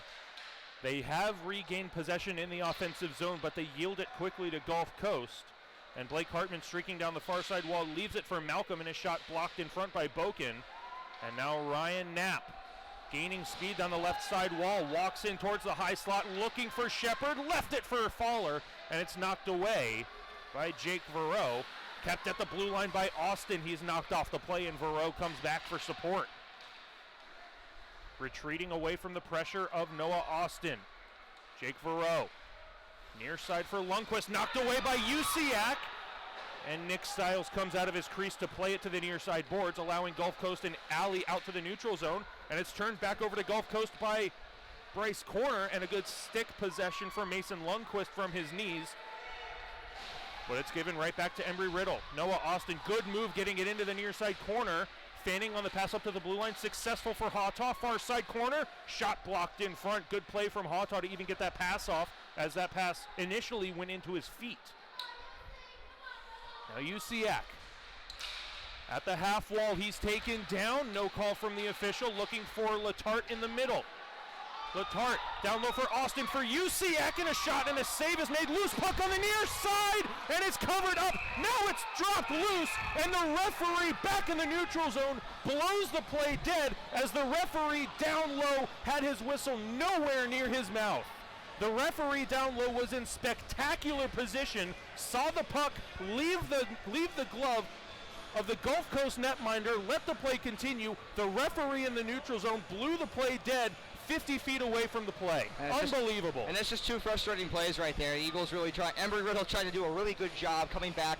A solid first 5 minutes. Really not. The ice in the Embry-Riddle end is pretty clean so far.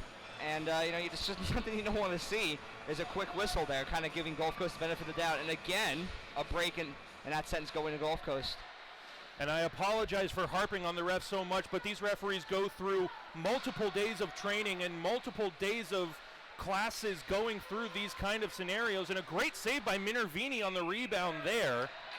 But these referees go through extensive classes, extensive training to get the positioning down properly, and to have that kind of mental lapse in a 2-1 game where Embry-Riddle is trailing is simply just unacceptable at this kind of level. I absolutely agree, and I hope that in the next 14:33 Riddle's able to tie the game. Otherwise, you'll look back at that in a moment and say, this is really something that has to be examined. It can't be ignored.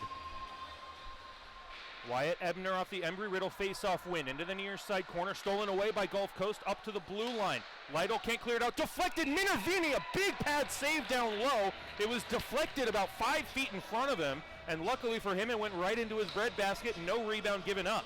And that was a close call. I mean, I just had spoken about how little activity he had received in the past almost 6 minutes or so, and immediately two great chances that he had to be ready for. And the last one, making sure he, when he came out of the crease on his backside there, making sure the puck stayed out. And Minervini not getting a lot of action in that second period. Most of it was power play time for Embry-Riddle. So two big saves for Minervini coming into this third period in the first 5 minutes. So good for him to get back on his feet, get some good action, and making some big saves for his team. And as another one comes out in front, may have gotten a stick of Minervini, and the rebound comes out to the neutral zone for the Giarmito brothers to play catch in their own zone. Errant pass comes on the stick of Colin Bridges, and it's deflected on by Alex Faller. And Malcolm leaves it in the neutral zone, picks it up to the blue line, and leaves it in the way of Jack Mazer. Mazer all the way into the corner, up for Mike Giarmita, far side for Nick Giarmita. Nick with a slap shot, and it's blocked away by Minervini again. Bouncing puck from Malcolm on the far side, left it for Faller, taken back by Nick Giarmita. Back down low for Malcolm, continues into the corner, and it's taken by Verreau. Verreau in the middle, in between the hash marks for Mike Giarmita at the blue line. This first line's tired. They've been out here a long time. Nick Giarmita has a shot blocked away by Faller, and Nick will just send it around the boards to the near side corner from far side. And Wyatt Ebner with the backhand gets it to Shepard, who fails to clear on the second effort. Gloves it down and up with the stick, gets it to Faller, and he sends it over the glass and out of play. But because it's in the neutral zone, not in the defensive zone, Embry-Riddle should be allowed to make a line change. And looks like they'll take that one in that case. I mean, it's kind of a, you're hoping that the play will go into the Gulf Coast zone there, but you're in the neutral zone, no harm, no foul really in that whistle per se. Kind of gives everyone a chance to reset and maybe even get possession of your own. 13:03 left in period number 3, a 2-1 lead for Gulf Coast. It was a 4-3 overtime victory for Embry-Riddle last night. And again, this being Gulf Coast's only second game of the season, they are way behind the curve on everyone else in the SCHC. This is Embry-Riddle's 8th game of the season. Embry-Riddle has climbed all the way up to number 2 in the SCHC rankings, wanting to stay towards the top of the table. Adam Letarte looking for a centering pass for Austin, knocked away by Gulf Coast, and Popilla has an avenue behind the net, and it's sent up the far side wall in the feet of Engelman. Continued up the glass, bouncing puck in the high slot. Gulf Coast is successful in getting it out, and a 4-on-2 will ensue. Cascio on the far side, centering pass. Engelman shot, saved by Max Minervini with the chest protector. That's a prime opportunity there. Again, showing Gulf Coast speed, and the Embry-Riddle forwards got caught pretty low, and a huge opportunity, and it just couldn't be broken up by a defenseman, and Minervini had to stand tall there. It was a great chance, and good save. 12:17 left in period 3. Minervini doing his job, keeping his team only down by 1. Shots 29-20 in favor of Embry-Riddle. Up to the blue line, Nick Giarmita with a shot blocked by Deber. He had no clue where it was, so he couldn't clear it out. Gulf Coast keeps it down below the dots. For Horvat. Nearly skated out by Embry-Riddle, and Hawtaw sends it high off the glass. And all the way down for Nick to send it off the boards for Gulf Coast. Finds Tanner Todd. Knocked back in by by Hawtaw, and Hawtaw absolutely destroys Tanner Todd in the process. Centering pass intercepted by David Lytle, sends it right back into the attacking zone for Riddle. Mike Giarmita. Near side for Todd. Todd has it stolen away by Deborah. His shot, pad save, rebound is there for Lytle, and another save by Stiles with the left pillow, sends the rebound to the far side. That's a great chance there. Oh. Blue line for Hawtaw, shot blocked in front. No one was home except Mike Giarmita for Gulf Coast, and he sends it out to the neutral zone. On for Turner Kaufman. Riddle needs to make a line change soon. They've got tired players out, and now Bryce Corner comes all the way in, and a long whistle.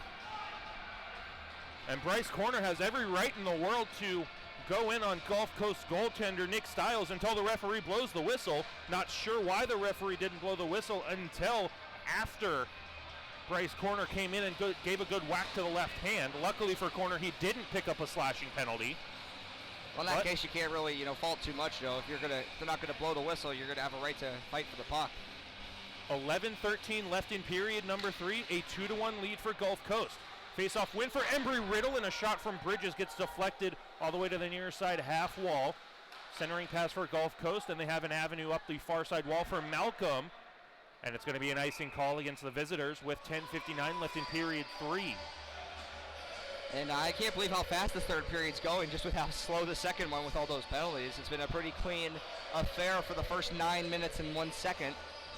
And the rest of this follows suit. It's going to be a pretty quick end of this period. Embry-Riddle's going to make sure they need to tie this one up quick, keep generating some offense, see if the top line can generate some here. Marks with a face-off win for Faller on the far side, knocked away from him, and here comes Gulf Coast. Jake Verreau down the left wing has a centering pass, finds it, saved by Max Minervini! Oh, what a glove save on the near side. I believe it was the left glove, or it may have been the left skate on a fully outstretched Max Minervini, keeping it a 1-goal game. And that's where his size, comes into a huge, huge factor here. He's able to stretch himself and make a great save on a play there. It seemed like an ordinary play in the offensive zone. Fowler's pocket was picked, and a 2-on-1 came. Ebner tried to play that the best he could, and stopped it from being a lot worse, but Minervini came up with a big save. Marks will send it cross ice, and it's taken right back by Blake Hartman. 2-on-2 for Gulf Coast. Hartman down the left wing wall. Unable to get around Ryan Knapp. Great defensive effort. Now it's left in the high slot, poked out to the neutral zone for Usiak. Kyle Usiak taking punishment from behind, getting the puck into the attacking zone with help from Jack Boken. Taken right back by Mason Lundqvist. Gulf Coast kept in the neutral zone. And at the red line, Hartman will just send it into the near side corner for Ryan Knapp to settle down for Embry-Riddle. Around the boards to the far side, given up by Letarte, and Gulf Coast has it in the high slot, but no turnaround shot was had. Far side corner, down below the goal line, centering pass gets deflected to Letarte on the far side. He's got Usiak on the near side, just missed him, and it will be an icing call as Nick Giarmita just barely inched out Kyle Usiak, and now a collision behind between the referee and Nick Giarmita, as the faceoff will come all the way down into Embry-Riddle territory to the blocker hand side of Minervini. 9.5 left in period 3. Good effort by Usiak there to try to beat out the icing, and it was very, very close, but defenseman just had a step there. Shots 32-21 in favor of Embry-Riddle. Home team trails by 1. A shot from the blue line from Nick Giarmita gets deflected to the far side corner. Rimmed around to the near half wall for Adam Letarte. His pocket's picked, but it comes right on the stick of Noah Austin.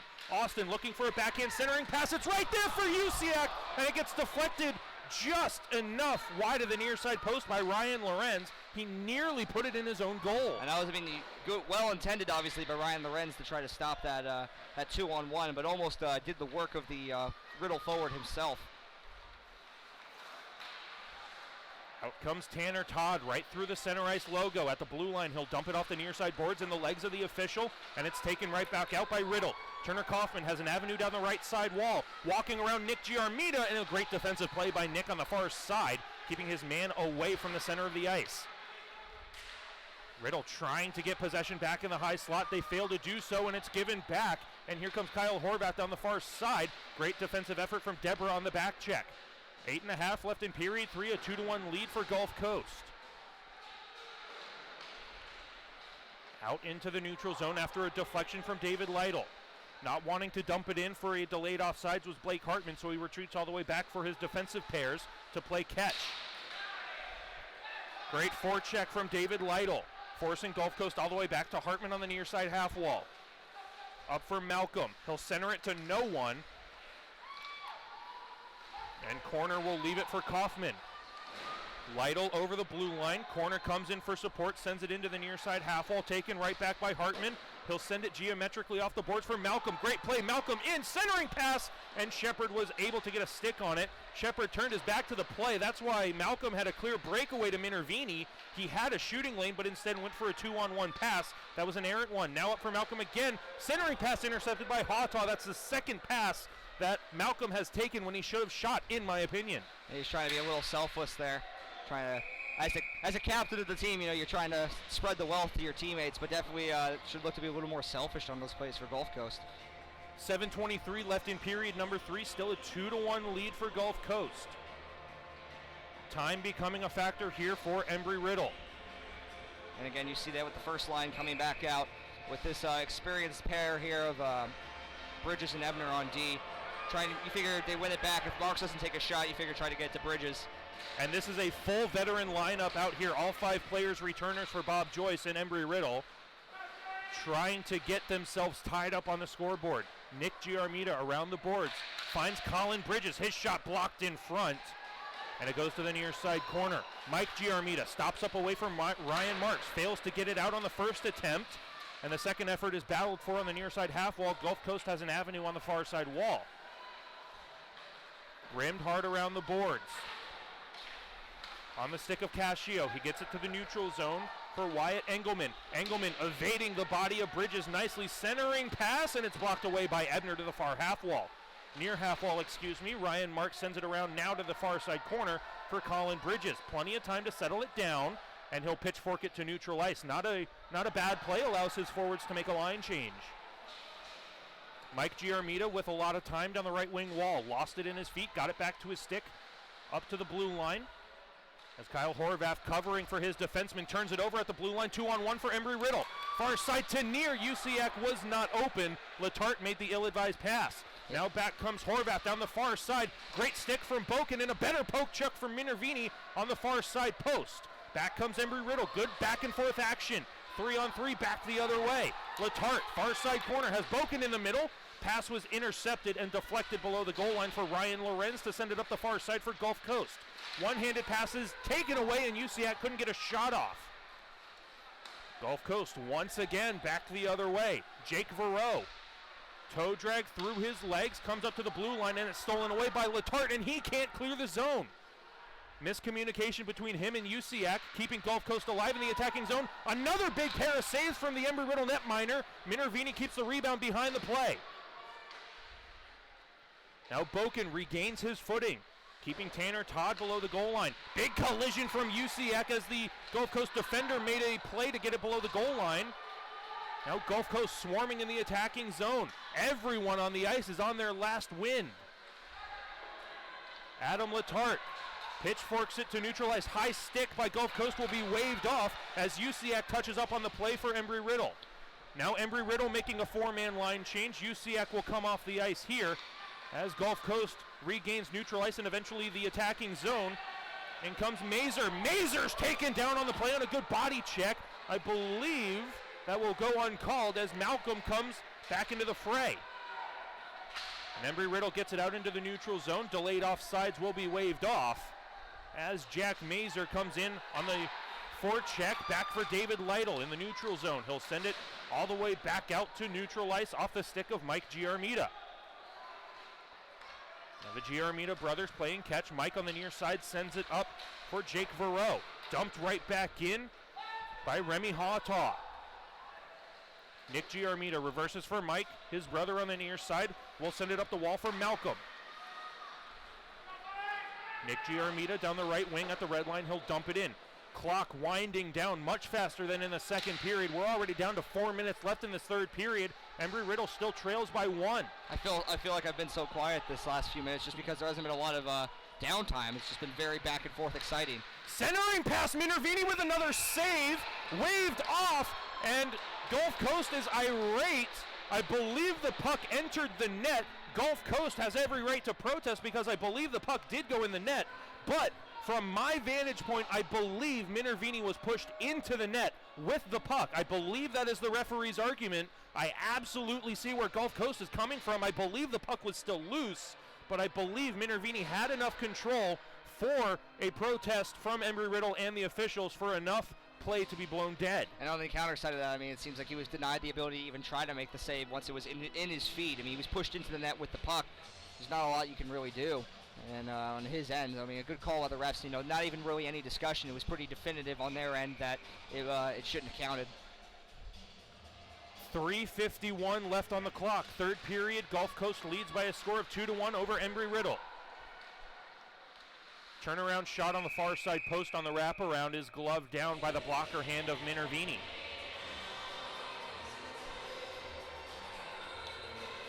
Leads the clock down to 3:44. And a much different scenario than last night, Andrew. We were coming into this part of the game last night tied at 3 as this shot comes off the end wall, nearly back out in front. Gulf Coast with a chance below the goal line. Cycling away from pressure is Lundqvist. And now it looks like the net has been pushed off of its pegs by Minervini. And Andrew coming back into this third period, trailing by 1, not tied 3-3. When do you see Bob Joyce use his timeout? You got to figure soon. I mean, maybe I would have been hesitant to use it before, but I mean, with the past 2 minutes or so, it's been all Gulf Coast. They really haven't been able to get out of their own zone, killing precious time, and not even more than that, looking to put the puck in the net, and they almost did. you figure if they can't get it out in this next play, you take a timeout, you really take a breath, and you start figuring out how you're going to forecheck for the last 3.5 minutes and try to put I mean, you've been out shooting them in total, but, it's just not in yet. You got to start taking some chances. Gulf Coast sends it into the far side corner, rimmed around the boards to the near half wall for Boken, knocked back down below the goal line. Back up to the blue line, Papilla with a shot in and out of the glove of Minervini. Rebound goes behind the net, pops out in front on the far side, and Ryan Marks takes over for Embry-Riddle. Cutting right through center ice with a lot of speed through the center ice logo, and Shepard comes in just a little too early. Touched up by Boken, and that's a little bit of a different dynamic. We're seeing Ryan Marks centering Shepard and Boken, so Bob Joyce seeing what Jack Boken has been doing for his club, getting him out on the top line, maybe adding a little bit more depth on that second or third line when we see Faller come out with a new pair. Typically when you see towards the end of the game you want to throw out 4 forwards and a defenseman, but with Jack Boken and his offensive capabilities, you throw out 3 forwards and 3 defensemen and 2 forwards. Nearly a face-off win for Embry-Riddle. They get possession back at neutral ice, and Boken on the backhand dumps it in around the boards down into the near side corner.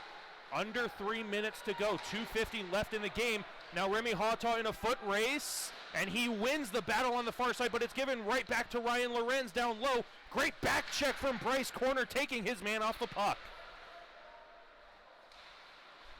Now Jack Boken, far side for Corner, in the middle for Shepard. It was waved off on the offsides, but icing is called, as I believe Shepard didn't get a stick on it. And that's a tough break there, when you're Shepard, you have to get a stick on that. That's just really tough to just generate some offense if you can't even get in the zone there. It's 2 tough passes there. 2:32 left in the third period. Bob Joyce hanging on to his timeout for Embry-Riddle. In this context, correct me if I'm wrong, I'm not sure if you can use your timeout on icing, or that might just be I do not know if that's a new rule change in the ACHA or even the SCHC, as a rebound comes off the body of Hawtaw. Minervini had to be careful on that one. I'm not sure of the rule specifications on that. But now Embry-Riddle able to make a line change at forward, bringing Kaufman, Deborah, and Lytle out. And on the back end, Corner and Hawtaw remain on the ice. 2:29 left in period number 3. Shot was fanned on the far side from Verreau. Kaufman fails to clear it out for Embry-Riddle. Shot from Hartman, a rolling shot, goes off the end boards, back out in front, and Deborah has an avenue on the left wing. Deborah working down the wall, backhands it. It's left at the half wall for Lytle. Lytle with a centering pass. It's in his feet. He'll dump it around the boards. Has Deborah down low below the goal line. Has help from Kaufman and Corner. Kaufman, a sharp angle shot. Rebound is there for Deborah, and it goes to the far half wall for Corner. Under 2 minutes to go. Watch for Minervini to come to the bench here soon. Riddle has good offensive pressure. Gulf Coast with a chance to clear it out. Left at the blue line for Hawtaw. He retreats to neutral ice to maintain possession, and back comes Lytle in onside, and it's dumped back out by Gulf Coast. 1:39 left in period 3. Dumped in wide of the goal. Kareem's to the near side corner. Taken back far side by Hartman. Sends it up and out of play. I don't know if that went over the glass or just into the bench. If it went over the glass, Gulf Coast will not be allowed to make a line change. If it just went into the bench, Gulf Coast will be allowed to make a line change. And now the referees are saying it went over the glass, and so it will be no line change allowed for Gulf Coast. 91 seconds left in period number 3, and a timeout has been called by Embry-Riddle. And this will be an interesting play to see with 91 seconds left, whether or not Coach Joyce will pull Max now, or if he'll wait to see if they can generate something off the draw first. Personally, if I'm Bob Joyce, I'm keeping Minervini at the top of the circles. If Riddle wins the face-off, then Minervini goes. There's still a lot of time left on the clock. If Gulf Coast wins that face-off and get the neutral zone, I would prefer Minervini to stay in the net for that kind of scenario and have Minervini ready to go to the bench if the face-off is won. Pulling the goalie always makes me uneasy, Nick, I'll be honest. I always try to avoid it if you can, but in a case like this where it just really hasn't been able to get done yet, you might need to go for it. But and then again, on the other hand, with a team like Gulf Coast, they just move so fast and they move the puck so well that they might be taking shots at the net from their own end. Speaking of moving fast, that second period took about 45 minutes to 50 minutes to finish in real time. We've finished up this third period of a 20-minute third period 18 and a half minutes played. I believe we've only been here for 25, 28 minutes calling this third period. I just flew by. I mean, I forgot periods were supposed to be this fast. It was something else. But I mean, it's been, despite what happens in the next minute and a half, great period, great weekend. And looks like Minervini will have left the net, so Coach Joyce will be going for broke. But a great 6 periods of hockey here at Daytona Ice Arena for sure.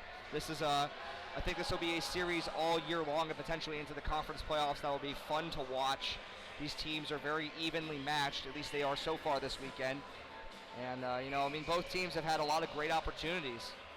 Ryan Marks, the centerman. He's got Kaufman on his left along with Usiak. Noah Austin centers for Ryan Marks, is taken by Gulf Coast. Corner has to step up and does so nicely. Noah Austin all the way back in his own zone. Austin behind the net. Has Boken on his left and corner on his right. Stolen by Gulf Coast, given right back to Austin. Back to Gulf Coast in the corner.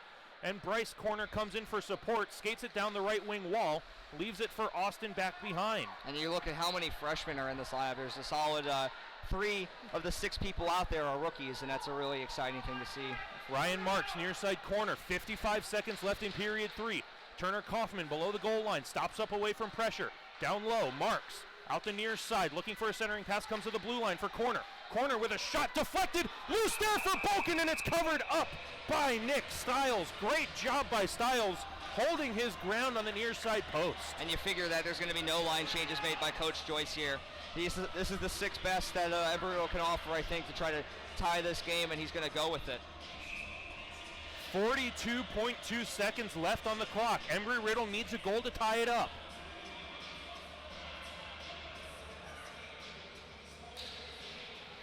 Big face-off win by Gulf Coast, and Hartman sends it all the way down. Will it have the legs for an icing call? It will. Gulf Coast just made a wholesale line change, so no worry of tired legs there. Bleeds about 8 seconds off the clock, takes it down to 33.4 seconds in the third period. Just over half a minute for Embry-Riddle to get a tying goal. Ryan Marks, the right-handed centerman, will take the face-off on the near side circle. Giving commands to Turner Kaufman and Kyle Usiak in the center. He's got Boken on his left. Corner and Austin at the blue line, and a face-off win by Gulf Coast. And Noah Austin is in a foot race for the icing call, and it's won by Gulf Coast. Kyle Horvath won the race to the dots.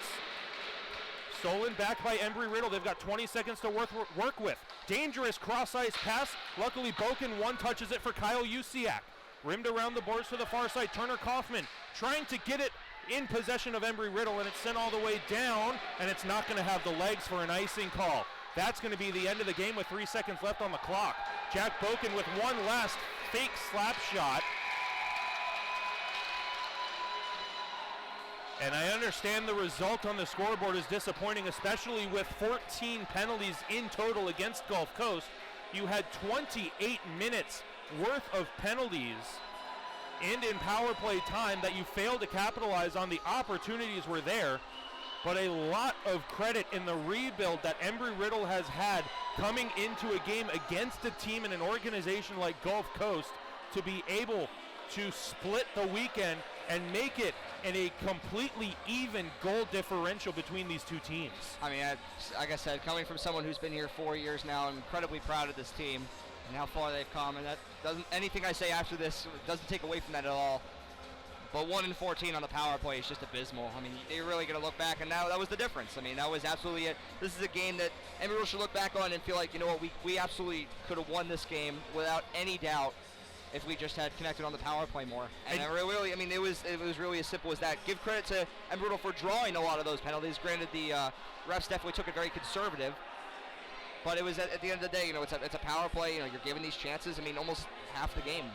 And you got to be a little bit glass half empty to start for Bob Joyce going into the locker room, be a little bit glass half empty. So you should have picked up a win here. You should have gotten all those power play goals. But then you have to quickly transition to a glass half full type situation where you put yourself in a position to win. You just couldn't capitalize, but you put yourself in that position to win, which was Embry-Riddle's downfall in the past couple of seasons. They didn't put themselves in an area to win, and the effort is clear as day here in this game this afternoon. And talk about the tournament that we have coming up next week, and we've got the Battle at the Beach. Alabama Huntsville, Florida State University, and UF all coming here to Daytona to take on Embry-Riddle. Well, we're super excited about it. It's the second annual. Last year we had Clemson. They swap out this year for Alabama Huntsville. But, I mean, it's going to be a great opportunity. 3 really good days of hockey. All the teams coming here. And we're doing our best to make sure that we have a fun time. These teams always want to come down. They always rave about our fans. It is our homecoming weekend, so we really do appreciate it. So please come out if you can, and support Embry-Riddle hockey. We should hopefully come out with a 3-0 weekend, especially with the strong start we've had. We're playing some teams that are going to be starting their seasons as well. Maybe not as much game experience as we've had. Again, we want to capitalize on that and do it in front of a homecoming crowd. And then on top of that, we also have our alumni game, which is going to be a lot of fun. We have about 20 or so people coming back from over the years, and we always appreciate those guys. And if everyone watching, thank you so much. We're very proud of how far the team has come, and we hope to see you on the ice. For Andrew Caputo, I'm Nick Gimbel. We thank you for joining us here on our YouTube live stream here on the Embry-Riddle Eagles Broadcast Network. One more time, final score, Embry-Riddle falls by a score of 2-1 to the Gulf Coast Eagles.